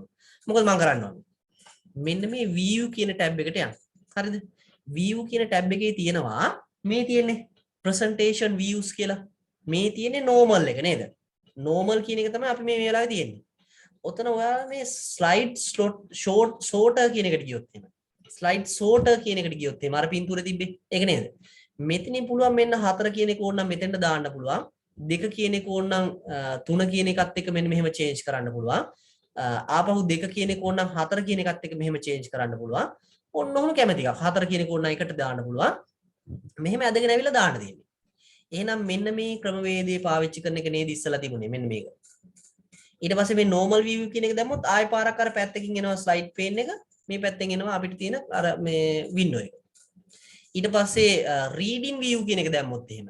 reading view දැම්මොත් එහෙම මේක පොතක් වගේ. අර පොත වගේ read කරන්න පුළුවන් විදිහට සම්පූර්ණ slide එක එකපාර අපිට ඔහොම display කරන එකක් වෙනවා. එහෙනම් ඔන්න ඔය ටික තමයි තිබුණේ. ඊට පස්සේ අර යටින් තිබුණේ මෙන්න මේ හරිය බලන්න මේ පල්ලෙහාම දකුණු පැත්තේ පල්ලෙහාම තියෙන මෙන්න මේ ලකුණ නේ තිබ්බේ ඉස්සලා එකේ. මේක තියෙන්නේ මේ full screen යන එක slide එක show කරන එක. F5 key එක press කරත් වෙන්නේ මේකම තමයි. එහෙනම් මෙතන ඊ සමර්පණයේ සියලු කදා කුඩාවට පෙන්වන අතර කදා අනුපිළිවෙල සැකසීමට අවශ්‍ය අවකාශය ලබා දෙන්නේ කවුද? 2 මෙන්න මෙයා. මේ normal window එක මේ තියෙන්නේ read අර මේ මොනවද මේ book එකක් නේ එහෙම නැත්නම් read view එක ගන්න එක මේ තියෙන්නේ slide show කරන එක 35 මෙන්න පහත දැක්වෙන ජාල ස්ථල විද්‍යාව ආකාරය කුමක්ද කියලා. දැන් ඉතින් දන්නවා rook එකක්ද මේ නෑ rook එකක් නම් මෙන්න මෙහෙම තනි වයර් එකක් යවලා ඒකට මැදින් මෙන්න මෙහෙම හයි කරලා තියෙන්න ඕනේ මොනවද? තරු ජාල. මෙතෙන්ට හයි කරන්න ඕනේ තරු ජාලය. කියන්නේ මෙන්න මේකට මෙහෙම කම්පියුටර්ස් හයි කරලා තියෙන්න ඕනේ. බස් ජාලය කියලා කියන්නේ මේකෙම මෙහෙම මෙතෙන්ට තරු ජාලයක් හයි කරගෙන තු මෙතෙන්ට කම්පියුටර්ස් හයි කරන එක. ඊට පස්සේ තරු ජාලය කියලා කියන්නේ මෙන්න මෙහෙම අතරමැද උපාංගයක් හයි කරලා ඒකට ඔක්කොම උපකරණ හයි කරන එක. එහෙනම් del එක තමයි mesh topology එක තමයි මෙතන තියෙන්නේ. ඒක ලේසි මම ඉස්සෙල්ලා කියලා දුන්න නිසා. හරි ලේසි. ඒක අපි අතන කතා කරලා ආවේ mesh එක කියන්නේ මෙහෙමයි del මෙහෙමයි rook කියලා කියන්නේ මේකයි bus කියන්නේ මේකයි තරු මේකයි කියලා අපි computers එකට set කරන්න පුළුවන් ක්‍රමවේද මොනවාද කියලා network මොනවාද කියලා කතා කරා. ඊළඟට 37 අර කම්පියුටර් ඔන් වෙන එක සම්බන්ධයේ කතාවක් තියෙන්නේ. මම කියන්නේ මේක අර චූටි වරදක් තියෙන එකක් තියෙනවා කියලා. මෙන්න මේක තමයි තියෙන්නේ. පරිගණකයක් ඔන් වෙද්දී සාමාන්‍ය ළමයි වෙන්නේ අපි ස්විච් එක ඔන් කරාට පස්සේ ඉස්සෙල්ලාම BIOS කියන වැඩසටහන වැඩ කරනවා ප්‍රොසෙසර් එකත් එක්කම. ඔක්කොම ඔෆ් කරලා තිබුණේ. ප්‍රොසෙසර් එකයි BIOS කියන එක නයි වැඩ කරන්න ගන්න. BIOS කියන වැඩසටහනින් ඉස්සෙල්ලාම කරන්නේ post කියලා ටෙස්ට් එකක් කරනවා. power on self test කියලා අපි ඔකට කියනවා. ඒකෙන් කියන්නේ කම්පියුටර් එකට on වෙන්න අත්‍යවශ්‍ය කරන උපකරණ ඔක්කොම. ඒ කියන්නේ පරිගණකයේ on වෙන්න ඕනි මොනවා හරි device තියෙනවා නම් අනිවාර්යයෙන්ම RAM එක වගේ ඒවා high කරලා තියෙනවද කියලා බලන එක. ඊළඟට එයා කරන්නේ මෙන්න මේ මොකද්ද මේ කවුද මේ CMOS කියලා බැටරි එකක් තියෙනවානේ. ඔන්න ඔය CMOS බැටරි එකෙන් අහනවා ඊළඟට තියෙන එහෙම නැත්නම් මේ ඊළඟට තියෙන පියවරේදී කරන්න ඕනේ OS එක on කරන එක. OS එක තියෙන්නේ කොහෙද කියලා. එතකොට තමයි කියන්නේ මෙන්න මේ boot sequence එක කියන එක. එහෙම නැත්නම් ඔය OS එක තියෙන තැන හොයන එකට අපි කියනවා boot sequence එක කියලා. එතකොට මේ boot sequence එකෙන් OS එක තියෙන තැන හොයාගන්නකොට හොයාගන්න හම් වෙන්නේ master boot recorder කියලා document එකක් වගේ අර OS එක තියෙන තැන ලියපු ලියවිල්ල. අන්නේ ලියවිල්ල තමයි අපි කියන්නේ MBR කියලා. එතකොට එයාගේ ඒක කියවලා කොහෙද තියෙන්නේ කියලා හොයාගෙන operating system එක උස්සලාගෙනත් දානවා RAM එකට. ඕක තමයි computer on වෙනවා කියලා කියන්නේ. එතකොට මේ ඔන්නන ක්‍රියාවලිය අපි කතා කරා කලින් දවසක මේකෙන් එච්චර මහාන එකක් නෑ කොහොමත් operating system එක ඔන්න එක මම නිකන් ඒක advance එකක් විදිහට දාලා තියන්නේ මේකෙන් නම් අහන එකක් නෑ හොඳේ පරිගණකයේ on වීම කියන එක ඔයගොල්ලන්ට එච්චරම ප්‍රධාන එක එන්න ඕන එකක් නෙමෙයි. ඔයාලගෙන් සාමාන්‍යයෙන් අහන්න ඔය පරිගණක on වීම කියන එකේ අර wire එක plug කරලා මේ එක ඉස්සෙල්ලාම කරන්න ඕනිද ඊට පස්සේ කරන්න ඕනද ඔන්න ඔය වගේ ගන්න පුළුවන්. ඊට පස්සේ අර පරිගණකයේ on කරද්දී එහෙම නැත්නම් ක්‍රියාත්මක කරද්දී බැටරියට සම්බන්ධ කරලා නම් UPS එකට සම්බන්ධ කරලා තියෙනවා නම් plug point එකෙන් ඉස්සෙල්ලා මේ on කරලා ඊට පස්සේ UPS එකෙන් on කරන්න ඕනේද නැද්ද කියලා. ওই වගේ වහන්න පුළුවන්. සාමාන්‍යයෙන් ඉස්සෙල්ලාම plug point එක on කරලා ඊට පස්සේ UPS එකත් on කරලා තමයි අපිට කම්පියුටර් එකේ switch එක on කරන්න ඕනේ. desktop එකක් නම්. මෙතන කියන්නේ පරිගණකයක් පන්නගෙනීමේ ක්‍රියාවලියේදී මෙතන post නෙමෙයි BIOS එන්න ඕන. හොඳේ මේකේ පස්වෙනි උත්තරේ තමයි එන්නේ. මෙතන BIOS කියන එක එන්න ඕන.